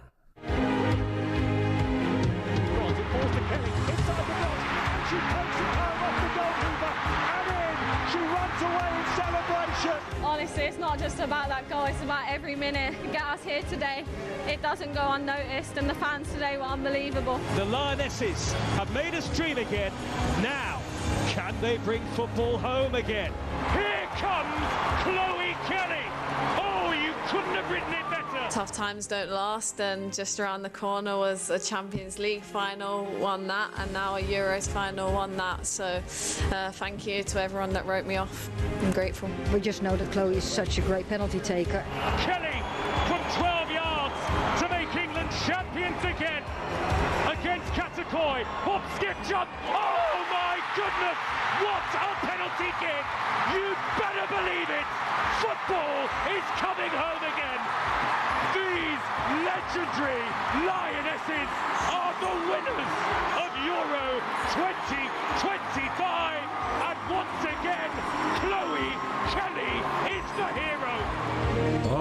Yes, Chloe dug England out of the hole again, off the bench, crossing for Russo's headed equaliser, then smashing in the winning penalty to save the title, like she did in 2022 at Wembley. John is now former England and Arsenal winger Rachel Yankee. Rachel, good morning. Morning, Rachel.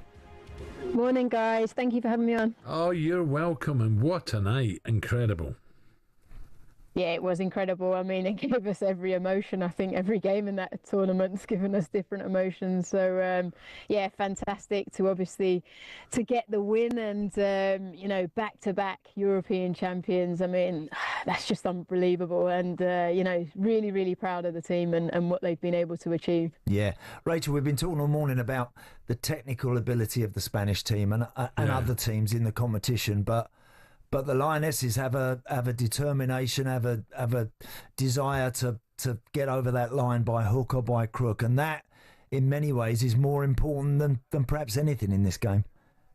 Yeah, I think, you know, you look at the Spanish team, beautiful football they play. And, you know, for large periods of the game, they probably were on top, if we're honest. But, you know, we all know that it's definitely in tournament football. It's about, you know, digging in. It's about making sure that you come out on top and you find a way to win. And I think all throughout this tournament, that's been the beauty of the England side, is that even when they haven't performed well, they've found a way to win, and I suppose that's the sign of true champions. And you know, it's I'm really, really, really pleased. And Rachel, I'm sure you were still at Arsenal when Chloe made her debut for Arsenal.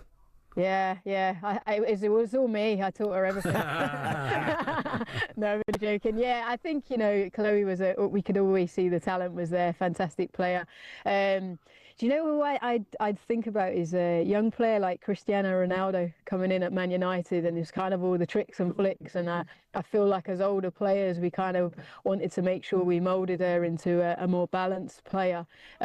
Without taking that beautiful talent away, though. No, definitely not. You know, you can never take that talent away, but like just making her understand the role that you need to play in the game, and it's more than those tricks and flicks. But the tricks and flicks are what brings the crowds in and you know, inspires young girls. But I think she's done that. She's taken big gambles in her career, and you know, people have questioned her on her decisions to move from Arsenal, you know, going to Everton, going to Man City, then coming back to Arsenal.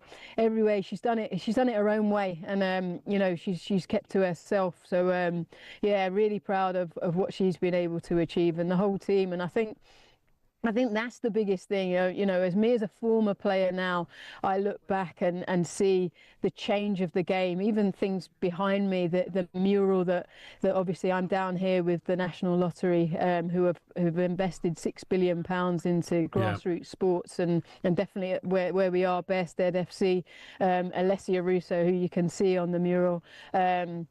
You know, this was her grassroots team growing up, and they've supported her obviously in her, you know, youth journey.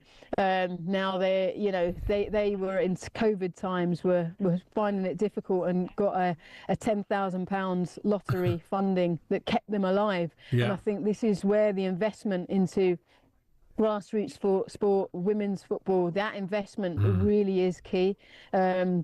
And you know, this is the biggest thing. You can hear the kids shouting and screaming and enjoying over there, but this is the biggest thing: investment and visibility. It will grow the game, and it will make it better for the next generation coming through. A magic tournament, magic moment, and the momentum must keep going, Rachel. Simple as that.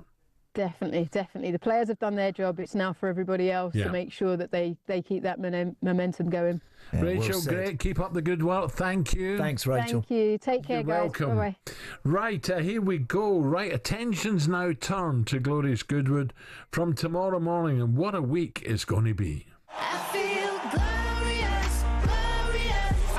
Rhyme has absolutely powered to victory. Very convincing performance. Up next, we're joined live in the studio here at Cheltenham. Hey, we're in London, aren't we? At Cheltenham.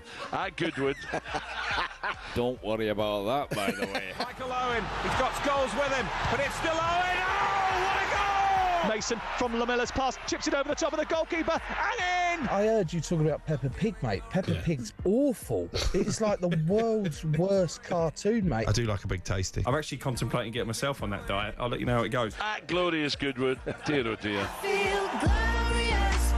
Oh, Al, you got your bag packed? Oh, I'm ready to go. You ready to go? Straight back to Canary in the car, Bosch. Bosch, straight down there, lovely. Yeah. Tomorrow morning I'm going to be joined by Dean Saunders. He'll be delighted. The Welshman got on, didn't he, in the Lions? Yeah. And with us throughout the show, we're going to have legendary football manager Neil Warnock from 7 until 9. Right. We'll then substitute in former England prop Joe Marler for the final hour. I don't know if Joe knows anything about horses, but we'll find out. Then on Wednesday we've got half an hour with former Liverpool, Real Madrid and Ballon d'Or winner Michael Owen, who's in good form at the moment, let me tell you. Manor House is really good form. Doing really well. Yeah, doing well. And they've really enjoyed it today. Thank you, Al. Really good. Yeah, great fun as ever. Yeah, lovely. Up next, Adi Oladipo, Simon Jordan and Martin O'Neill. So don't go away at 10 o'clock and I'll join you tomorrow live in the Coral Box, 6 a.m, Glorious Goodwood.